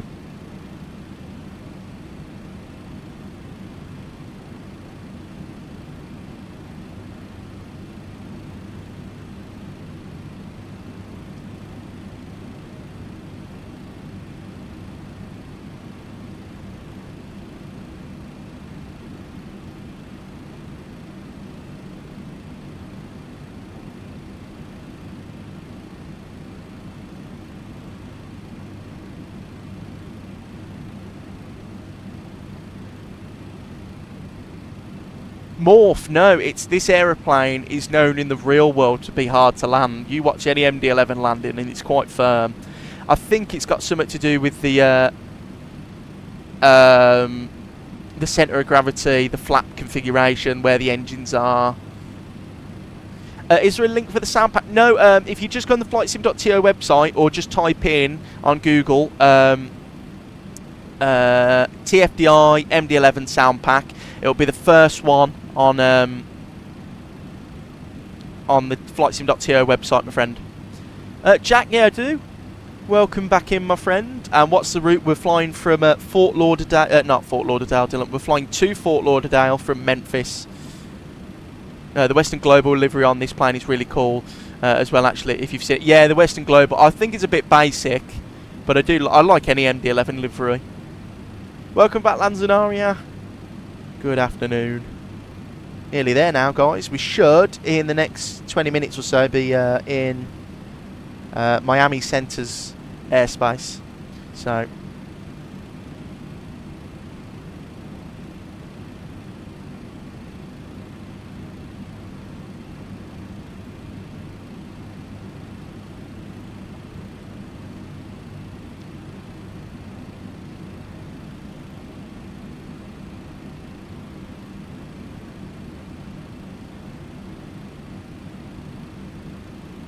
Oh, I'm on standby tomorrow. I didn't even realise what time. I'm still trying to decide what aircraft to buy. Morph, what are your... November 612... What are the options, mate? Level 350. I'm down at 350, Echo Juliet. No, you can do a butter in this plane. It's just, it will be firm contact, guys. The landing will be firm. The flights tomorrow I can do... Oh, God. No, I hope not. If Jet2 made their grey livery bare silver, imagine how cool that would be. That would be cool, Shamrock. That would be very nice on the 800. I do like the Jet2 livery, though. One thing I love about them is the engine cowlings on the 737s. They're always really shiny. Yeah. Yeah, they are. Morph, under £40, I'll have a look for you. Is there anything out there where you can skip the flight to top a descent?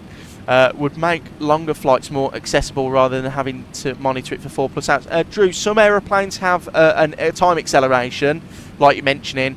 So all the PMDGs do, and all the Phoenix, no, not Phoenix, the Unibuild stuff does, and the Aerosoft A340-600. Was debating doing Heathrow to MXP rotation, but a bit late now. Yeah, it's a little bit. Well, it's 6 o'clock. What's that? Hour and 45 each way to MXP.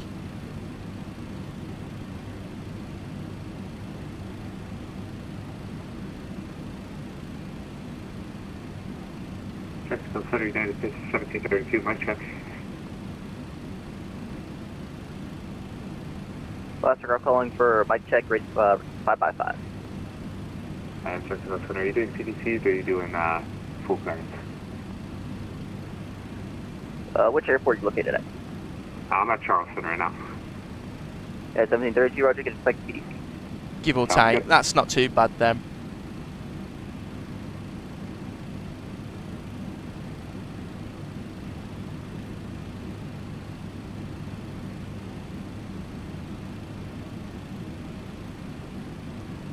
Yeah, hour and 45. That's what.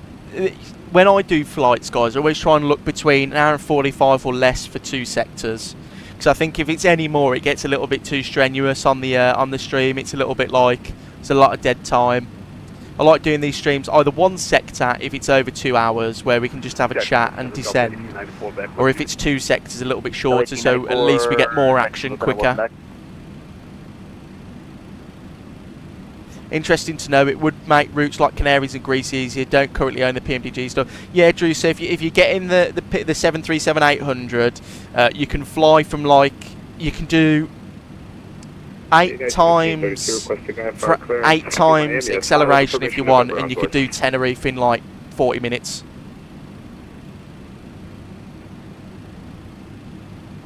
United 1732. And Lantanari, if it was Friday, I probably would like doing a rotation on a Friday and starting at 7 or 8. I'm the same as you, Lantanari. I think we're going to start doing that as a stream if I'm off. About 6 o'clock streams on a Friday, where we just do some like longer rotations.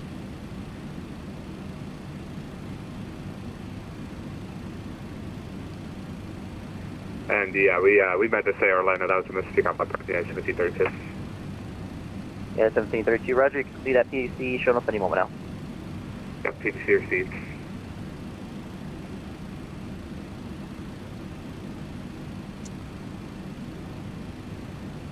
Oh, Shamrock, thanks for sending me that, mate.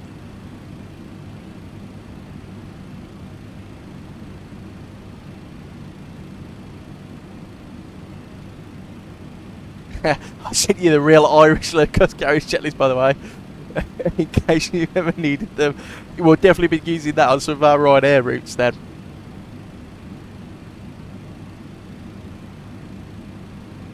FedEx 1444, traffic 11 o'clock, 10 miles southbound, a A321 flight level 340.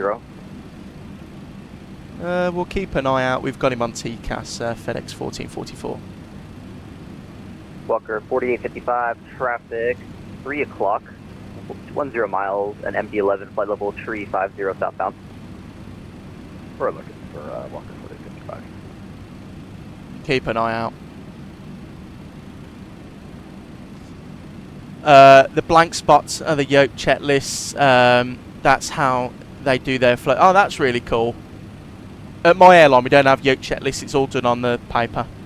Drew, noted, thank you. Infinite Flight has an autopilot plus mode where the flight flies in the background and pauses 30 minutes from descent, and then you have 48 hours to return. Oh, that's pretty cool, Drew. Yeah, I used to, when I was younger, I used to use Infinite Flight. I know it's come a long way now since I used to, you know, hop around in it. I mean, the last time I flew in Infinite Flight, they had just implemented the whole world. Be closing up for terminated frequency change approved. Have a good night. Repercussions, good afternoon. Repeat.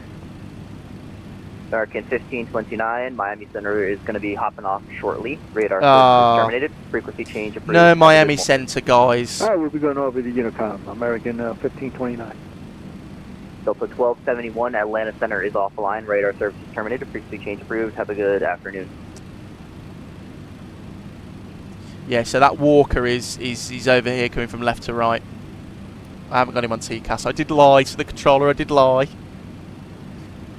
Shamrock, yeah, it's all different. Some are emergency evac checklist. Ryanair does it like that, so you're not messing with sheets on the glare shield. Yeah, at our airline, a lot of them are memory items as well. True, yeah, it's good for what it is. It's not Microsoft Flight Simulator, but it's going to definitely great practice with ATC and Charter. Drew, it's brilliant. It gets people into the into flight sim.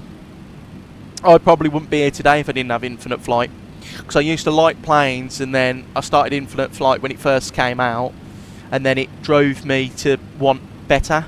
If that makes sense. I wanted to actually fly the aeroplanes and do, like, you know, go through the flows and make sure there he is. That's him. But yeah, so it filled its purpose. Infinite Flight did.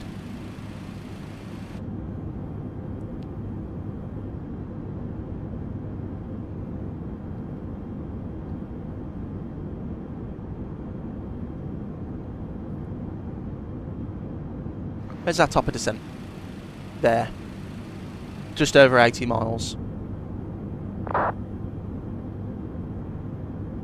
And Jacksonville Swing A1732 on Alpha, requesting taxi runway 15.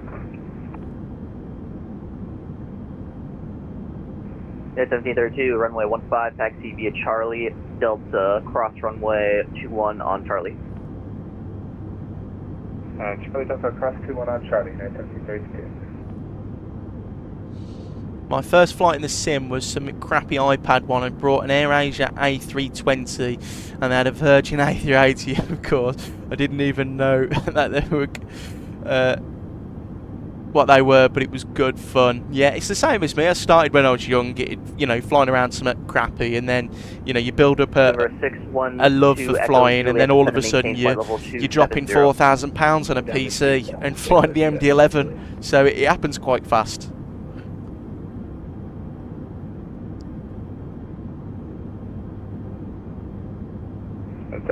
My chart here says Charlie and Delta do not lead to runway 21. I disregard, I see that, never mind. Thank you, Shamrock. Safety inspection before. That's brilliant, that is. Normal. And then you've got the... that's the 8200 one. Got ya. That's pretty cool. And yeah, they have full sim brief and navigraph support. Do they, Drew? That is so cool. That is so good for people who don't have, like, Microsoft or anything. That is really good. FedEx 1444, traffic 11 o'clock, 10 miles southbound, a Challenger setting through flight level 340. We'll keep an eye out for the traffic. We don't have him on TCAS at the moment, but it's copied FedEx 1444. Walker 4855. Miami Center is offline. Radar service. Lanzanaria, yeah, but I bought mine pre-built. It's a 5080 with a 9800 X3D. So, no, that's fine. Morph, take care, mate. I love the Texas ATC voice. If you've ever heard of them before, they're very funny. No, Shamrock. To be honest, when I'm flying offline, when I'm not on doing a video or a stream, I fly offline and I just fly like round America really. But I don't use VATSIM. So just like flying around, doing my own business. But yeah, we'll have to do some more flying over in the States, because I do like the American ATC. They're really good, really good. Yeah, it's really come a long way. Drew, it sounds like it's completely different. I remember when I used to do it, you'd have to go. There wasn't an ILS. You'd have to go direct from airport to airport. Or there was little waypoints along the way. There was no cockpit. Well, there was a cockpit, but it didn't move or anything. And the only section you could fly in was like Manchester down to London. That was it. That's when I used to do it.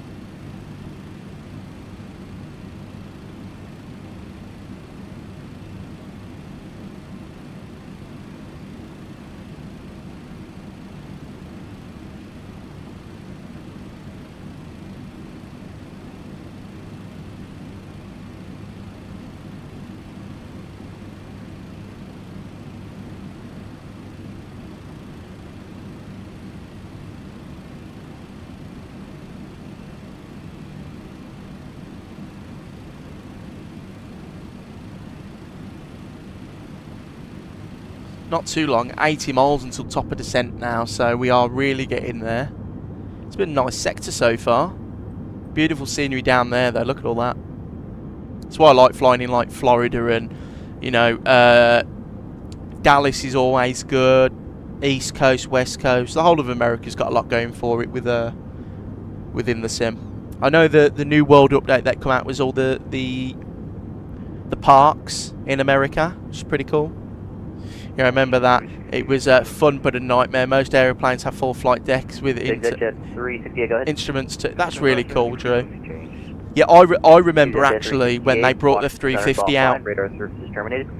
That was actually the last time I played it properly, when the 350 came out. I think that was ages ago. I think I was about 16, 17 then.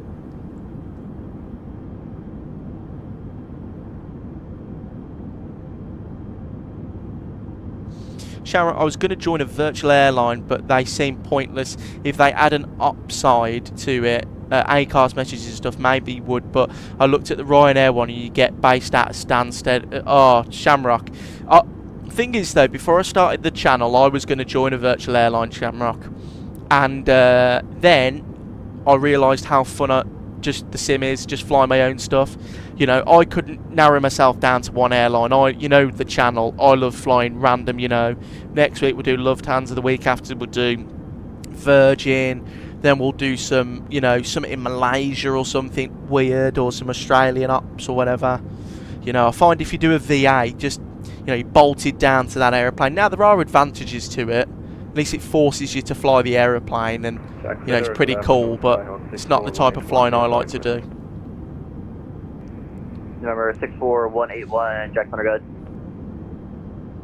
64181, 2 miles north of Dillon Airfield, requesting via flight 42, Peter Key, Kilo, Charlie, Delta, Kilo, 1000 feet.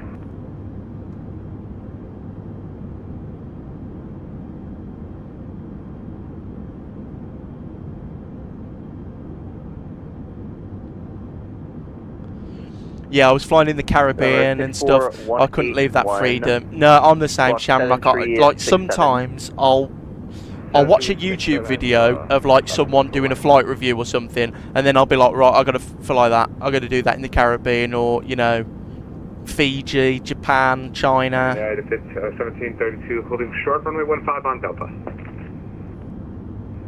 Yeah, 1732, runway 15, clear for takeoff. Clear for takeoff, 15, United 1732. Number 64181, your radar contact, position is reported, maintain VFR, proceed on course. I quite like only flying one airline because it would be like in real life, but I do change it up quite often. Like right now I'm doing a lot of BA, but also US, Fiji, etc. Oh, that's pretty cool then. FedEx 1444, same to you, Miami Center is offline, radar service is terminated, frequency change approved, have a good night. Frequency change approved over to Unicom, thanks for the service, have a good afternoon, FedEx 1444. Shamrock, have you done a shared cockpit? I wanted to try it but never got around to it. I've never done one, Shamrock. I'd be interested in it, you know, because every aeroplane is actually, you know, 2 cockpits. So it would be nice to do like, you know, let's say you're the captain, I'm the first officer, I flight down there and you flight back and we change, you know, roles. That would be pretty cool, you know. But I don't think there's a good enough software for it yet, is there? And RJ, I'm in one, but it's primarily to give me confidence to finally get onto VATSIM. What one are you in, RJ? What VA are you in? Shamrock, for me, it's just flight, the flight crew, putting out cool videos from random places and recreating it with, yeah. I watch them as well, they're really good. Or I like, has anyone watched, there's a German, no he's not German, he's Austrian, and he's called Simply Aviation. His channel is really good, I love watching his flight reviews, he's so good. And where he flies, I usually just copy it because I like doing that route, it's really weird. RJ, I've done shared cockpit on the Fearless 747-200, it was great fun. RJ, I think there is a good shared cockpit mod for 4X-plane, but not for 2024 or 2020, I'm afraid. So if we're in X-plane, definitely. Shamrock, yeah, I'd love to doing dual comms on VATSIM. and it's much easier to do. Yeah, because then you could concentrate on, you know, radios while I do the, you know, the other stuff. It'd be easy like in real life. Fly UK, which despite its, you know, lets you do stuff around the world. Like yesterday was Alaska and Australia. That's pretty cool. Mithun, welcome into the channel. Thanks for the subscription. Welcome in. Good afternoon.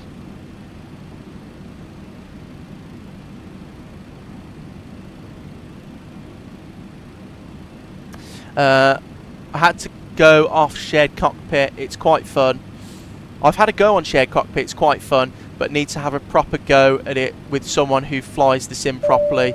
Your controls, it's called. Drew, I'll have a look at that. Your controls, that'd be really good. Yeah, I'd be really interested in doing stuff like that.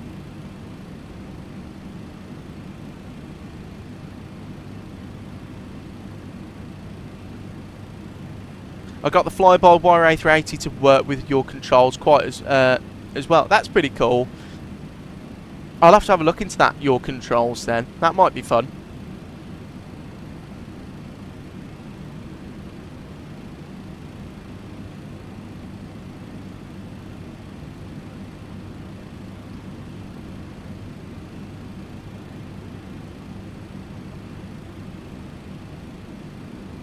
I'd definitely do a fire test. Yes, Shamrock.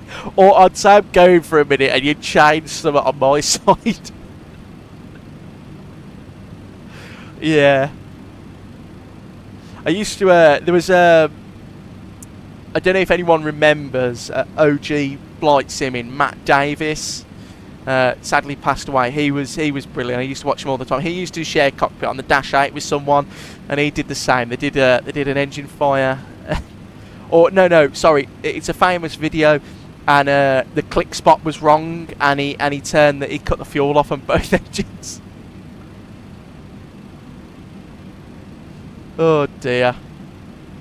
Right, coming up to top of descent, 20 miles.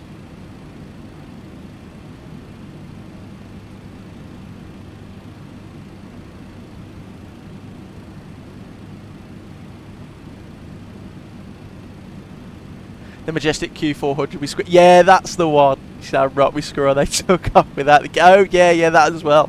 Yeah, that was pretty funny. RJ, the 747-200 was just a short hop to see how the shared controls would work, and my mate, being a flight engineer, was just like, okay, so you definitely should do another go round. Yeah. Oh yes, I've seen that Matt Davis clip. Great fun. Yeah, miss Matt Davis. What a great guy. And then he crashed it, didn't he, Stu? Just sent some screenshots. I'm looking at them, Stu. I can't quite believe that that's infinite flight.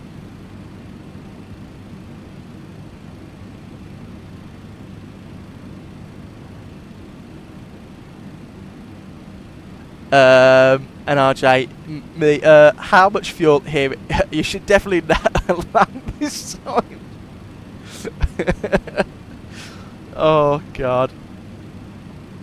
Yeah, we have enough for the taxiing to stand. That's about it. Right, I'm going to start rolling back the speed. Let's get the star on, which is the Techie 4. If it wants to load, come on, aeroplane. Yes, I remember that with Matt Davis's squirrel. The other guy's name was, I don't know who the other guy's name was. I don't. They were so funny though. Oh, was it Black Box? Did he do it with Black Box? Because he used to do 320 flights with Black Box, I think.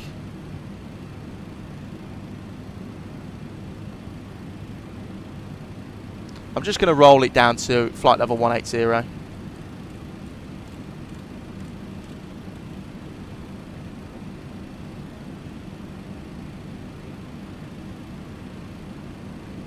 And actually, I know I've gone on that, so that's 26, that's fine. Gone to the approach, 10 left. Minimums are 270, we'll add 40. Just landed, got a minus 372 foot per minute. One of my worst landings. That's pretty good for Jersey though, Morph. Yeah, it was in the Flyby Dash 8, Drew. Barometric pressure. And we'll go 247. Yeah, 247. So at my airline and my operator, they always add 40 feet, so you don't bust the minimums if you're doing a go around. So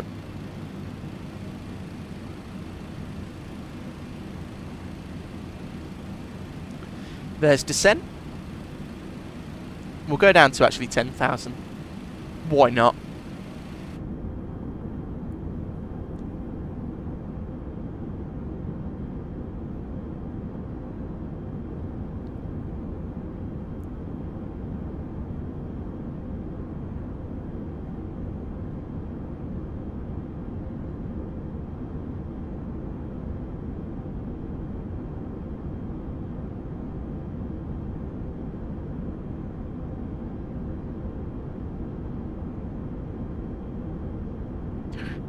Shamrock, they need to ban batteries on planes. How on earth do people are still bringing cheap Chinese chargers from AILHOP and onto the aircraft is insane. The news bulletins and training. Oh, we've had to change our protocol, Shamrock.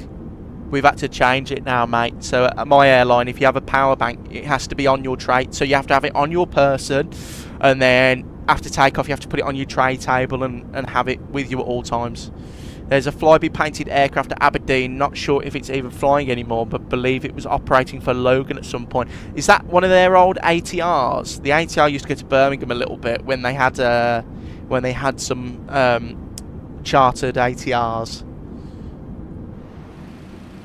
I'll turn up the sound a little bit as well now, guys, just because we've got no ATC on, so you can hear the sound pack.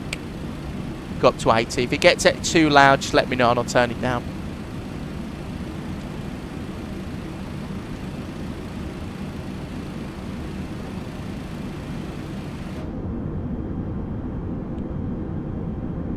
Oh, it's a Saab. Oh, okay. Yeah, Flybe haven't flown the Saab for a long time. I know Eastern went bust not too long ago. I think they were the last sort of operator of the Saab, weren't they? Oh.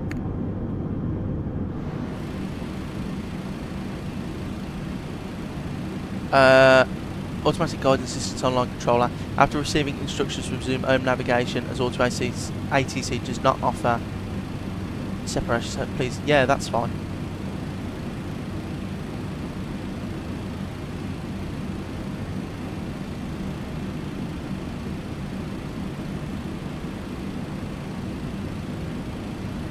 Ah, 30.07.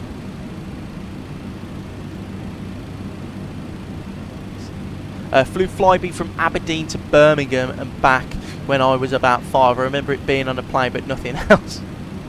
Eastern apparently weren't very good. I've never flown with Eastern. I just know they went bust. But yeah, I used to always fly with Flybe to Paris, but I never got on the dash. I was always on the Embraer, which is a bit of a shame.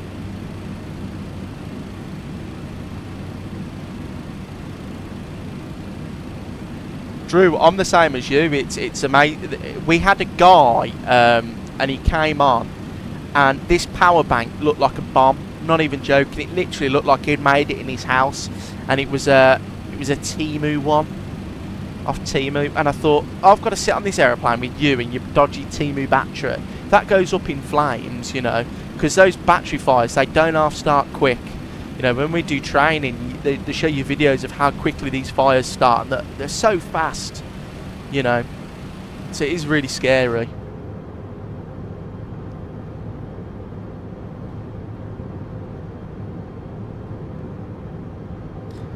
My first ever flight was Flybe -8. Oh, jealous RJ.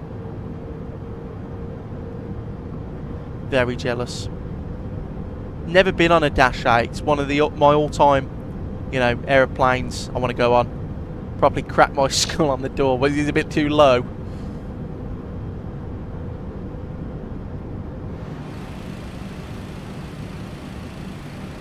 Right, seatbelt sign can come on now.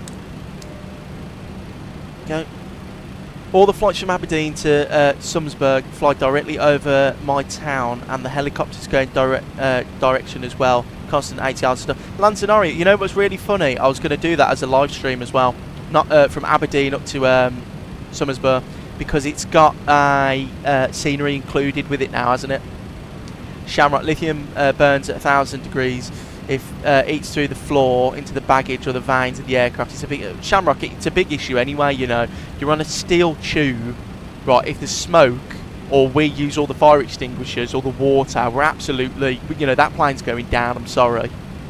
What is it? 2 minutes to control an onboard fire before it becomes uncontainable. Shamrock. So if we see a fire, we've got extinguishers and practices. But if it goes up, it's about 2-3 minutes. If it's still after 3 minutes, I'll have to phone and ask the captain for an immediate diversion. Is that a situation you get a power bank removed? Drew, I would, but he only told us he had it when we were at like 38,000 feet. So if he came on with it in his hands, I'd be like, yeah, look, mate, that's not coming on with you. That looks dodgy. So yeah, it is pretty decent scenery. I had a look at it the other day, so we'll definitely be checking that out in the ATR on a stream. Hopefully soon.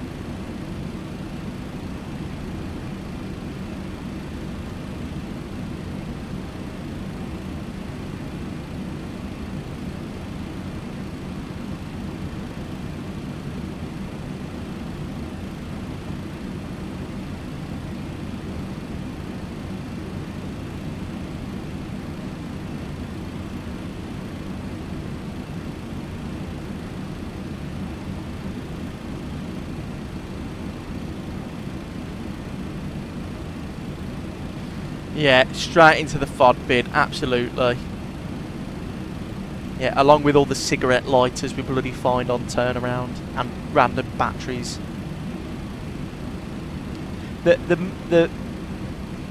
Someone asked a question the other week, and I didn't answer it, but I was looking at. Someone asked basically, what is the worst thing you've ever found on turnaround or found on the aeroplane, or like most expensive? I found an iPad Pro, one of the new ones, that was shoved in the seatback tray pocket. And then the most expensive I found 2 bottles of Tanqueray gin and a backpack. And in the backpack was a travel money wallet with 2,500 euros in.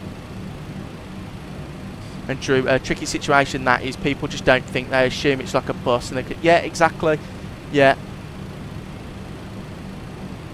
Oh yeah, good bit of smoke, yeah, absolutely. We've got stuff to mitigate the smoke, like we've got special bags, fireproof bags and stuff where it goes, but it's still not the point, is it? You know, you've got the fire on board, it's the worst case scenario for everyone.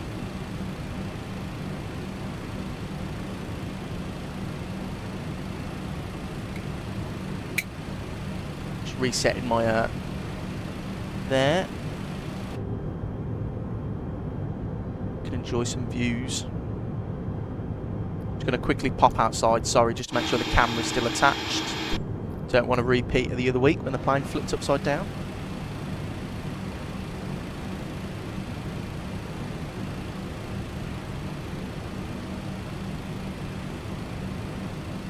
Lanzarote, I've never had an RTO, but I've had loads of go-arounds. Never had an RTO though.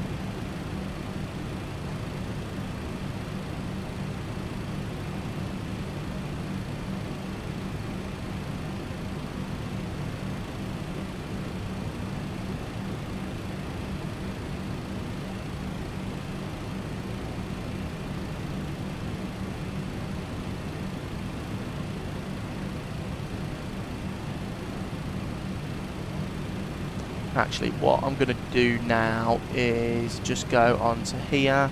I'm going to go .ctaf KFLL 111 19.3.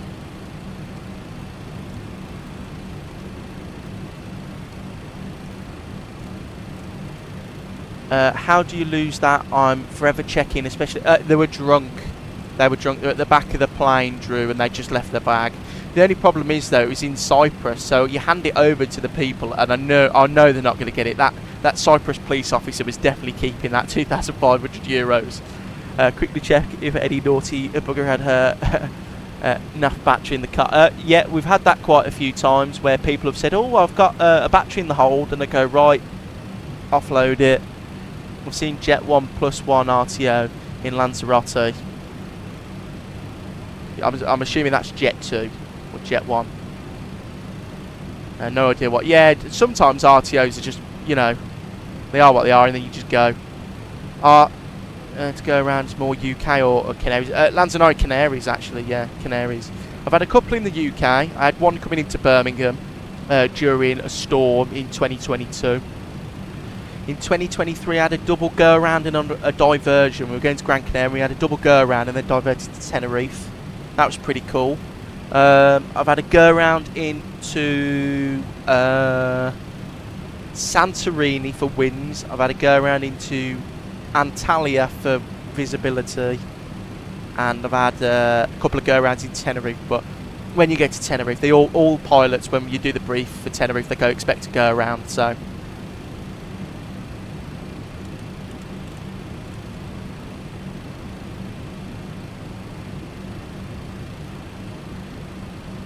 right, what's the final approach speed actually going to be?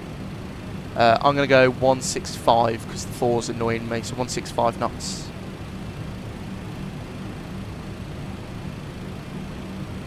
Ah, Shamrock, Madeira. You know what, touch wood, I go to Madeira quite a bit with work. Never had a go around. Never had a go around. It's been quite nice and easy getting into Madeira. Every time I go, the winds are calm, and it's a nice, lovely day out. But the other day I saw, I think Angela, my girlfriend, popped it in the Discord. We were sat watching this BA 321. It had held for 2 hours, then diverted to Port Santo, and then held for another hour before landing after takeoff from Port Santo. Never had one, but being close twice in Edinburgh. Yeah, Edinburgh's a little bit dodgy when you go to Edinburgh. Right, where are we? Techie. So we need to be at Hollid at 5,000 mandatory. So we're going to get there. Yeah, I've never had an RTO, a couple of go-arounds. I've had quite a few low altitude go-around ones, and I've had quite a few late, early go-arounds. You know, for like visibility, they've just binned off the approach because they know they're not legal and stuff.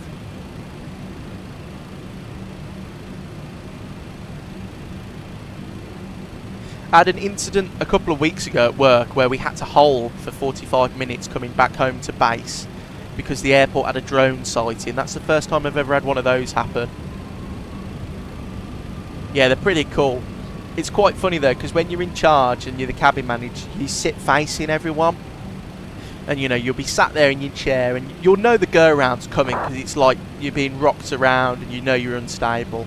And you'll hear the thrust come on and the plane go back up and everyone looks a bit petrified and scared. And I'm there at the front laughing. So, right, lights are on. Yeah, yesterday was crazy in Madeira. I met all the guys that filmed the planes in Madeira and set up watching them battle the winds. Two plane bounced 2 times and went around. Also the TAP 330neo. Yeah, I can't believe the 330neo goes into Madeira. Drones, bad dub memory. Oh yeah. It's just, drones are so annoying. We have it a lot in Turkey. If you ever go to Antalya, they always hold all the sighting of drones or lasers shone in flight deck. You know, that happens a lot when you go to Antalya and Dalaman. Oh, sorry about the voice crack. Need a drink.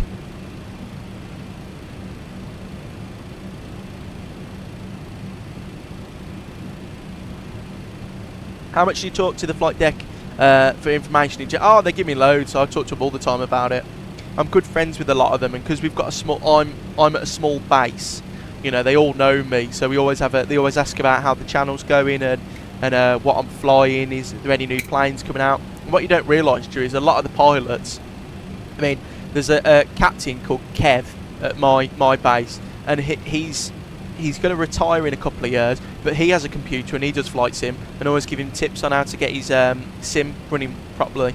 You know, had a triple chime on Ryanair back to Edinburgh from Tenerife because someone fainted. Crew literally jumped out. They said, "Oh God, yeah." Ours is not triple; it's a 5 chime. Ours is. Lies in Germany a lot as well.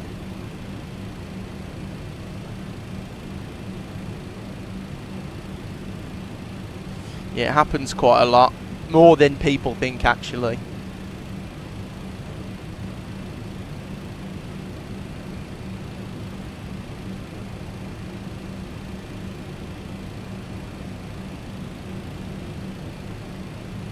Yeah, a lot of them do. Like, you don't until you speak to them, you know, and then they go, "Oh, you do flight sim? Oh, I've got Microsoft Flight Simulator. I use it. I've got the PMDG.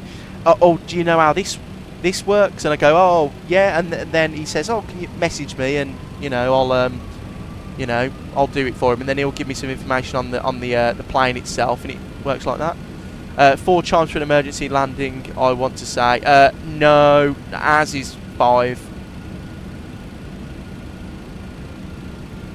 As is 5 for emergency, and then 4 sit down. It's double chime, so bing bing, and then you have to sit down. That's for landing though.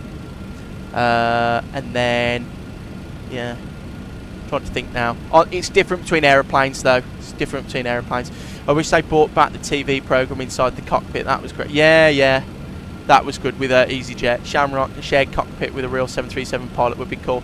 I could try and get Kev on. I could try. RJ, if I had something medical on the flight, I'd probably keep it quiet until we landed at sheer cringe. RJ, I've had some absolute horror stories with medicals. I mean, there was an incident at work the other week involving a passenger, and it's when I read the tech log for the clean-up, it sounded like a horror film. It was that bad.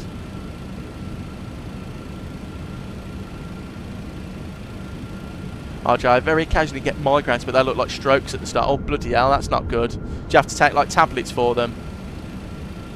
Dread one of those on a flight. Oh, God, yeah. But the thing is, though, you got to remember, cabin crew, we are trained in medical, but we are just basic medically trained. We're not doctors, so if something majorly goes wrong, we've got the equipment, but usually it's a divert, you know, get everyone else. Yeah, so Shamrock, we've got 2 tech logs. We've got a tech log for the flight itself, and then we've got a cabins documents folder, which is like a tech log for the cabin documents that I have to read. But it's in the same book. It's like the pilot will read his bit, and then he'll hand it over to the senior, and I'll read mine. And I was reading it, and it was like, it said like carpet replaced between the seat covers replaced. I can't remember the exact word, but it was ad hoc cleaning. They had to get a cleaning team in to come and clean up the aeroplane because it was that bad. So, right, we'll open the speed and we'll do 220.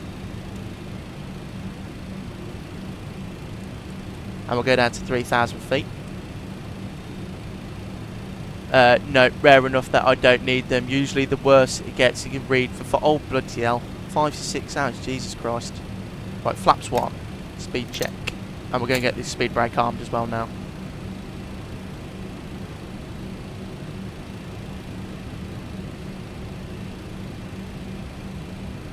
Yeah, it was Shamrock. I did speak to the crew on board that flight, and they told me the story. I can't share it on here, of course, but Jesus Christ, it was like really bad. You know, bless them all.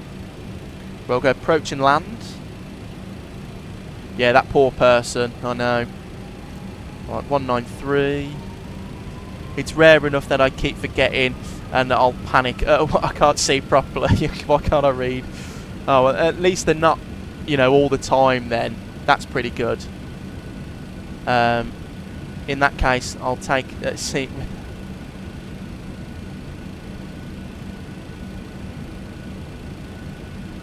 Yeah, you can. Yeah, you can take a seat up the front and abandon the mess in the cabin. Yeah, exactly. Then 20 minutes later, oh right. No, I suffer from light migraines. They're not too bad, but. David, welcome back in. Good evening. Just in time for the touchdown into Fort Lauderdale.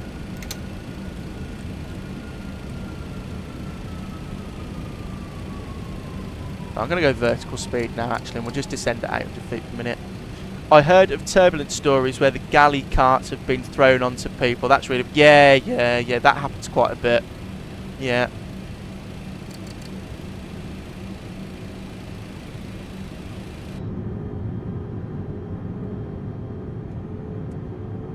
It's not as bad as that extent, but, you know, things happen during turbulence.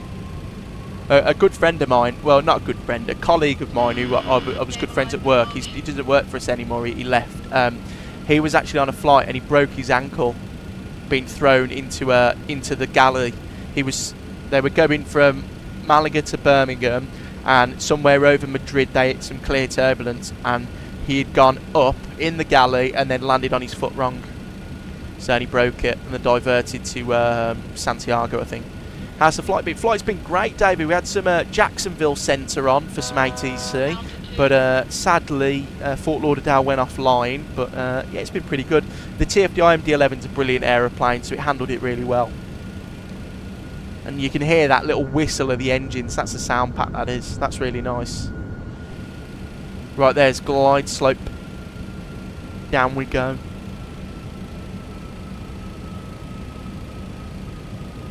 Is there a flap limiter on here, is it? Over here. Flaps. Oh yeah, we're well under, yeah. Actually, we should probably get flap 28 out. Yeah, very sore. It wasn't very nice. Oh, look at that. GFX doing the work there. Fort Lauderdale traffic, FedEx 1444, 10 mile final, ILS 10 left. Fort Lauderdale traffic.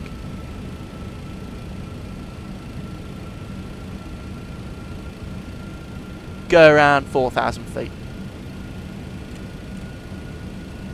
Lauderdale traffic, Caravan 250 Alpha Sierra, turning left base, ILS 10 left.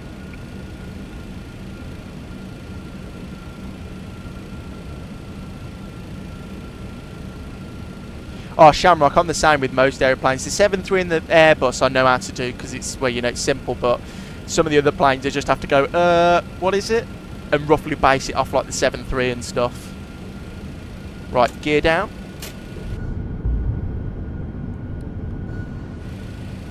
What's the net? Is it flap 35 next? Okay, so we'll just go down to 165 and then flaps 35.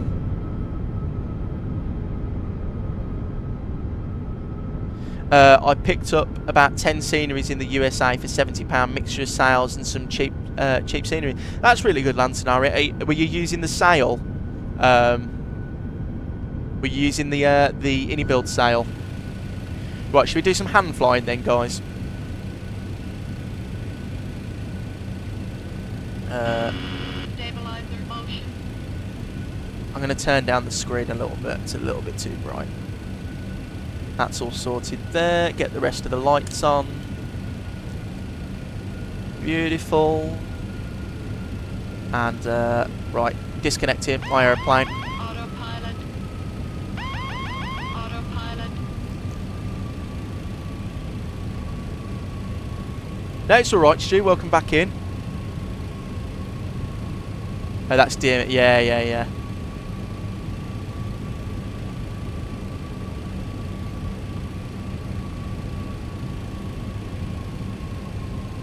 Yeah, Ryanair drop it really late. I don't know why I got so high then. Did you see that? Yeah, maybe I need to concentrate on the descent rate. That might be my fault. This might be the first stream go around, guys. Yeah. I've messed this up. Right, going around.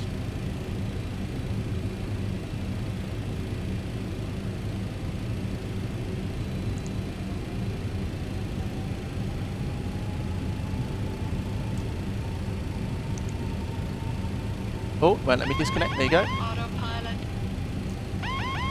Autopilot. Gear up. Autopilot. And we go straight to flap 28. Autopilot. Autopilot. Go around thrust. 10 degrees, keep it there. Fort Lauderdale traffic, FedEx 1444 going around runway 10 left. I don't know what happened with the that old end, guys. We just got way too high on that approach.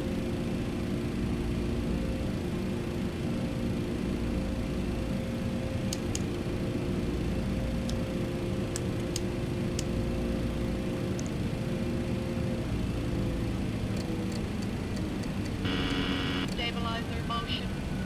Fort Lauderdale traffic, 250 up Sierra, 10 mile final, 10 mile. Stabilizer motion. Altitude. And we'll keep flat 15 out. No, RJ, that's fine, mate. See you later, mate. Take care.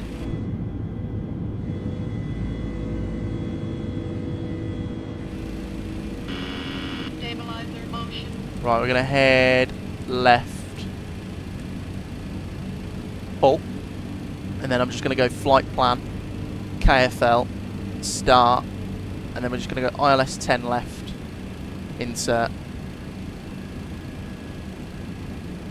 And we'll reinsert it all, that's fine. Just some sim racing, so it has become an audio stream. Here, go around and pause. Oh no, that's fine, Drew. It was, I don't know what happened though, it was just, we were on profile, I think I was reading chat and I didn't descend fast enough and we got a little bit too high, but right decision to go around. We'll stick at 4,000 feet. Yeah, bitching Betty, living up to her name. I know she won't shut up.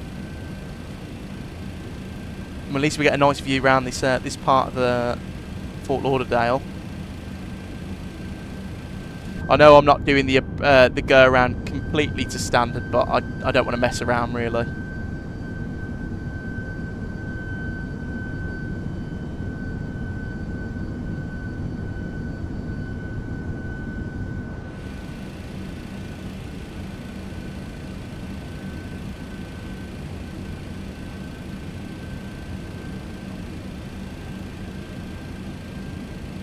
Yeah, the scenic route. The cargo wanted to see Fort Lauderdale, so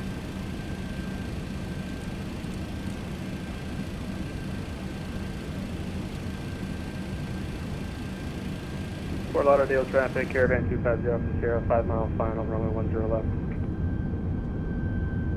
that looks pretty cool down there though.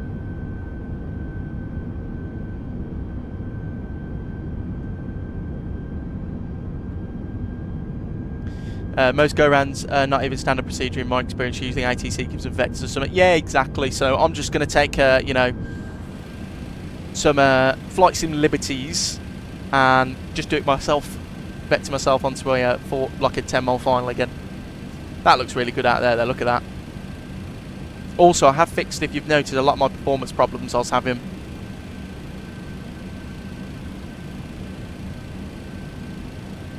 So it wants us at 4,000 feet at Gamvey. Fort Lauderdale traffic, Caravan 250 from Sierra, short final, runway 10 left.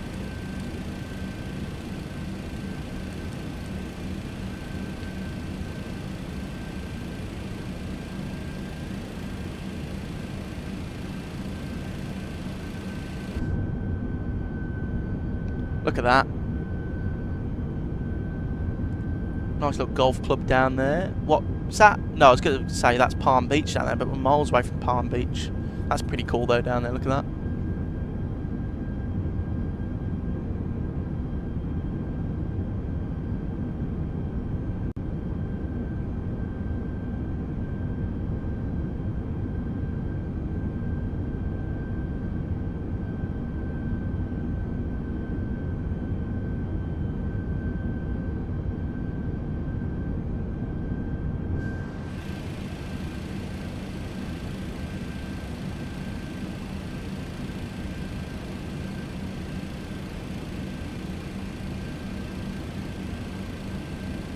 Definitely taking the scenic route.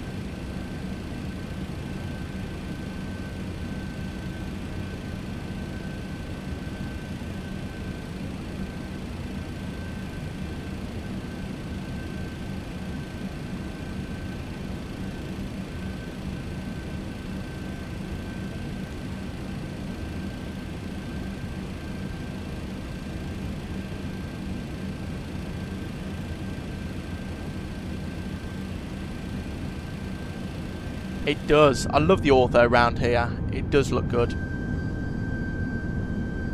Like, look at that. It actually looks real out there with all that.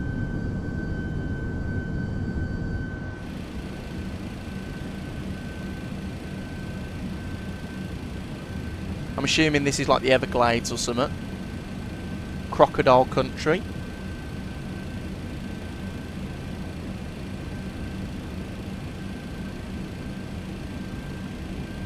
Fort Lauderdale traffic, KMEM 2000 Sierra, clear of runway 10 left.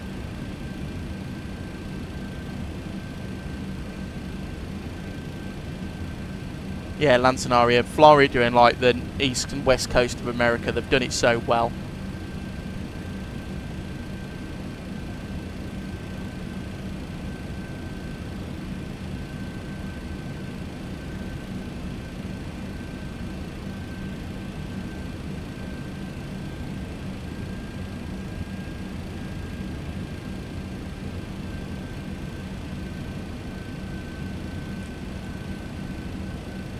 Right, I'm going to go flap 28 and I'm going to slow it down to 190 knots. Just because this plane is a little bit fast sometimes.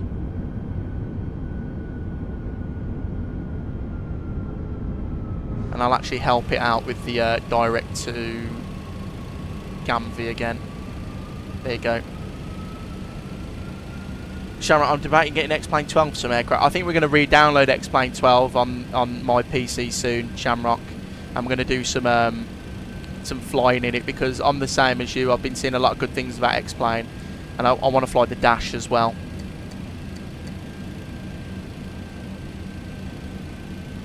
Shamrock, yeah, 4 o'clock tomorrow. We'll be going from Birmingham to Kefalonia.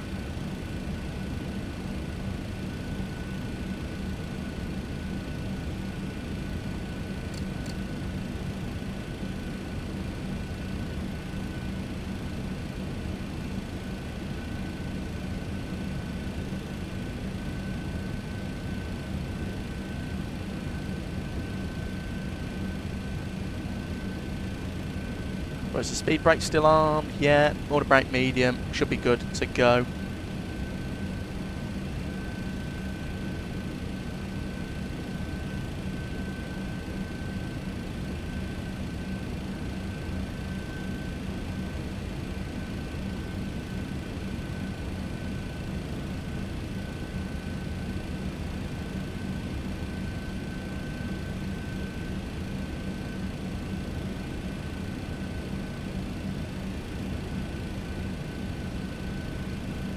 I did Kefalonia once with a freeware and the runway was so bright I slammed it.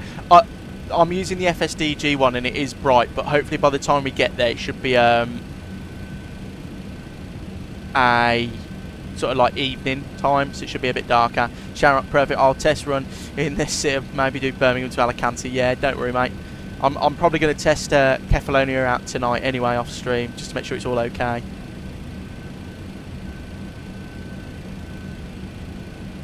Fort Lauderdale traffic, FedEx 1444, establishing ourselves on another 10-mile final, ILS 10 left. Morgs, welcome in. Hope you're well, mate. Good afternoon. Perfect in time for our arrival into Fort Lauderdale.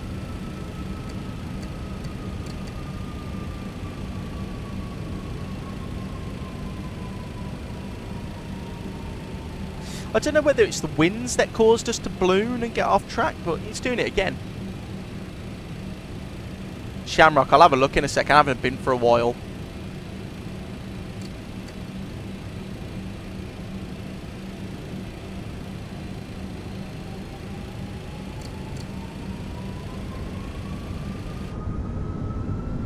Oh, now that looks cool. Look at that as we scream round the corner.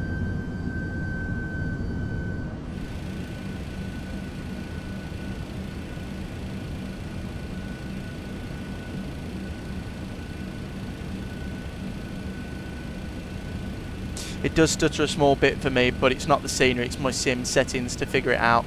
What one is it again? Auto FPS, Shamrock. If you don't have it already, that's what fixes a lot of my stutters.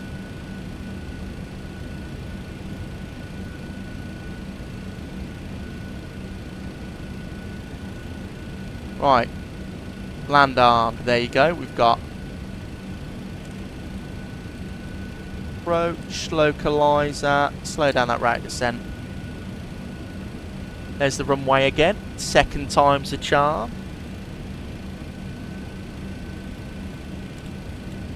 4,000 feet. Gear down. 165 knots. Look at that. That looks real down there. That is unbelievable. It's something within the loading range of the terminal. Oh, I don't know.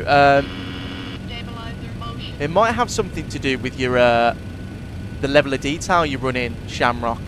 Sometimes if you run a higher level of detail, it loads it in earlier so you get less stutters, if that makes sense. 2,500.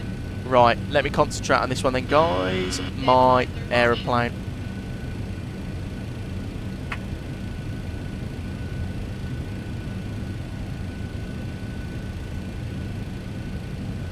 That cloud looks a bit ominous above us. All good here, mate. Just loading into my sim back in 2020 for now. 2024 was pretty much unplayable for me. FedEx A321neo. Shame. I guess I got to upgrade my old machine. Probably more, because it was the same as me. I got to a point where I tried to fly 2024 on my old system, and it just wouldn't run. Yeah, exactly. Especially with ortho. Yeah, you're probably right, Shamrock. Probably need to. Well, I'm probably right. So you probably need to upload. Let me put my teeth in. Put your level of detail up, and you should sort out those problems. Getting high again. It's like ballooning. I don't know why. Come on, aeroplane. 1,000 feet per minute. Come on. Port Lauderdale traffic. FedEx 1444 short final. Runway 10 left.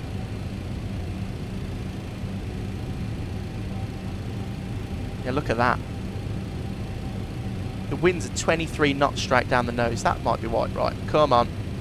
Get down. We're not at minimums yet.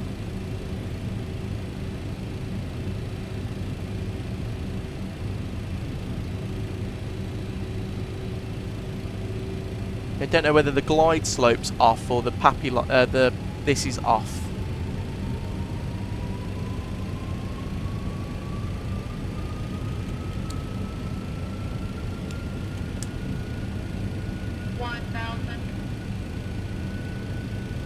There you go, that's better.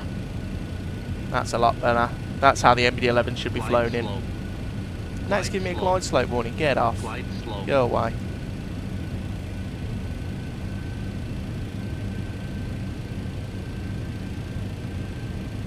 I think there's something wrong with the glide slope here, because it's been all over the place on arrival. Yeah, it might be Lanzanar, it might be, but I just... this is really sensitive.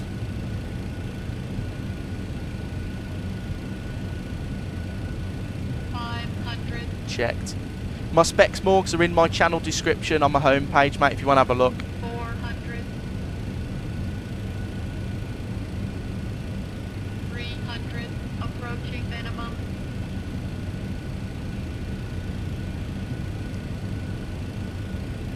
Minimum 200. Continue. 100. 50, 40, 30, 20, 10.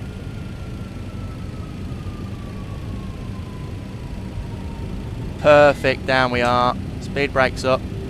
Reverses green. That's how you land the MD-11. The call-outs are creepy. Bitchin' Betty for you.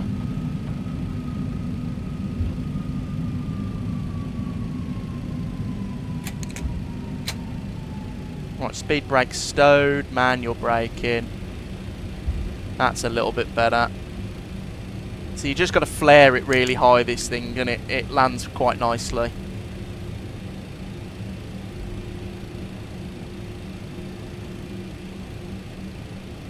No, I always think that lands an aria. It's really weird in this aeroplane. You think you're going to float, and all of a sudden you just get a boop and the touchdown. Pretty nice though for the MD-11. Right, flaps can come back in. We can go back to APU power on. Lights can come off. Turn offs. High intents off. There you go. Welcome down. And then come down here and off. Fort Lauderdale traffic, FedEx 1444 vacated, runway 10 left to the left. And then we can turn this off. FedEx 1444, Lauderdale Tower, low taxi to the ramp via Alpha. Have a good night. To the ramp via Alpha. Thanks for the service. FedEx 1444.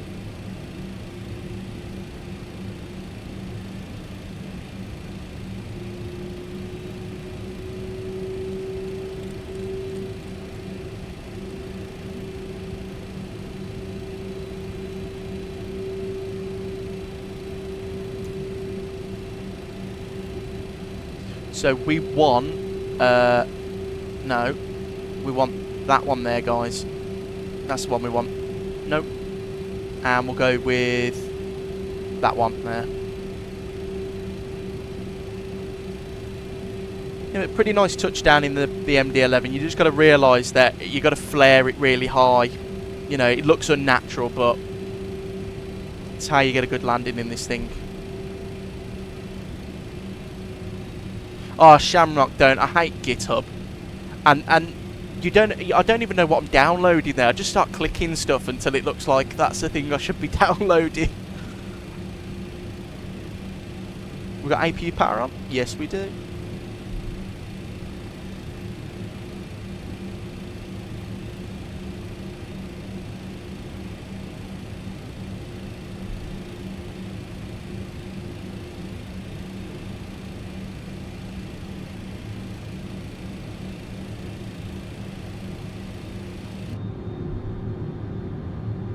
Oh, I kept flaps 1 out. That's my fault.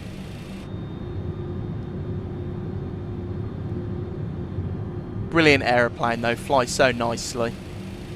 Such a great add-on this thing is. And the sound pack really does make it a really good plane now. Like, for a free sound pack, go and download it, guys. It's well worth it.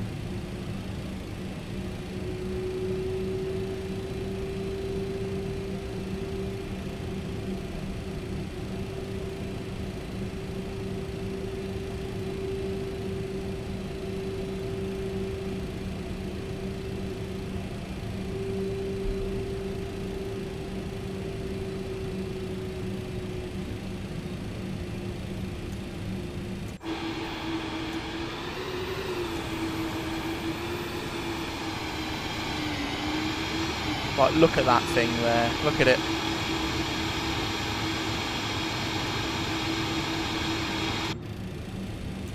You should have played it off and kept the flaps 1 out on purpose for the heat procedure. No, you wouldn't. I wouldn't have got away with it on the MD-11.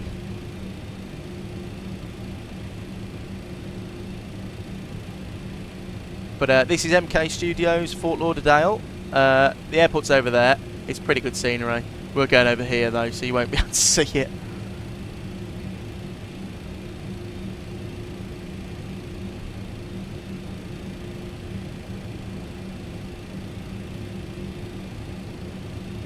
Right, taxi light can come off now.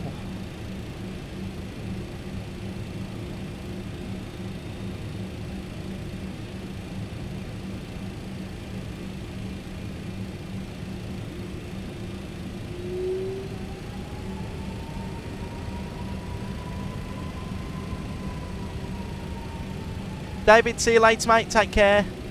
I can't download Auto FPS. When I click application, it won't run, and it's off FSTO.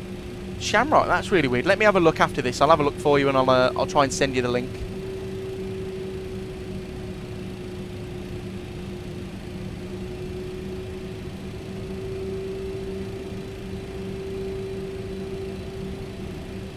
Triple 1480, Lauderdale Tower, runway 10 right, taxi via Golf, Quebec, Juliet, altimeter 3007.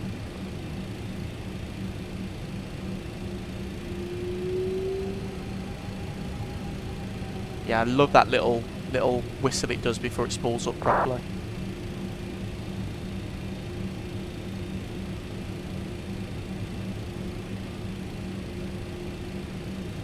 I'm going to have to go outside for this because the GSX is clearly not. Oh.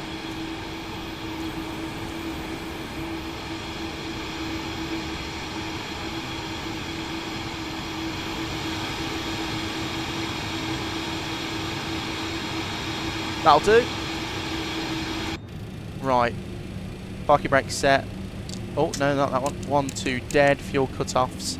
Overhead panel. Beacon light off. APU bleed on. Seatbelt sign off. Go down here. Going to have to pop off. Thanks for a wonderful stream. Enjoy the catch. Thanks again for the help with GSX2. I'll let you know how it goes. No problem, Drew. Take care, mate. I'll see you later. Yeah, just if you don't need any more help, just drop it in the Discord, and I'll try and figure out what's going on for you. But welcome down to Fort Lauderdale.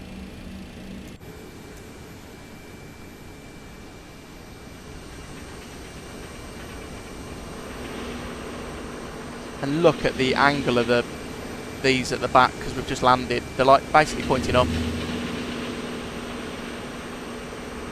Try and get a nice view. There you go, that's pretty nice there. We're disembarking. But thank you very much everyone for joining today. I really do appreciate it. Lovely flying the MD-11 again. Any excuse to get this thing out the hangar, because it's so good, especially with the new sound pack that's come out. It's pretty good now. Morph, got any aircraft recommendation for under £40? Morph, I was thinking about this. There's a couple of biz jets that have come out for under 40. They're pretty good. Or you could get the 737-600 for under 40 from PMDG. Lancenario, have a good evening, mate. Thank you very much. Take care. But thanks for joining me again, guys. Really do appreciate it. Hope you've enjoyed the MD-11 stream, some cargo ops. Tomorrow we'll be going to KFLL from Birmingham with Jet 2.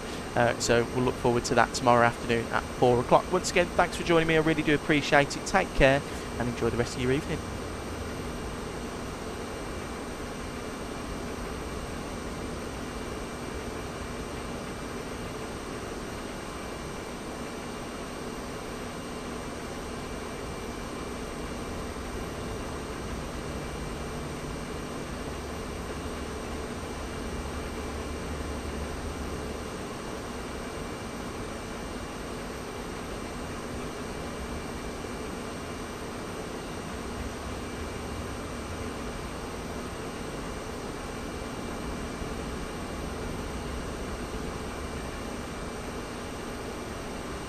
Triple 1480 RNAV to elbow, runway 10 right, clear for takeoff.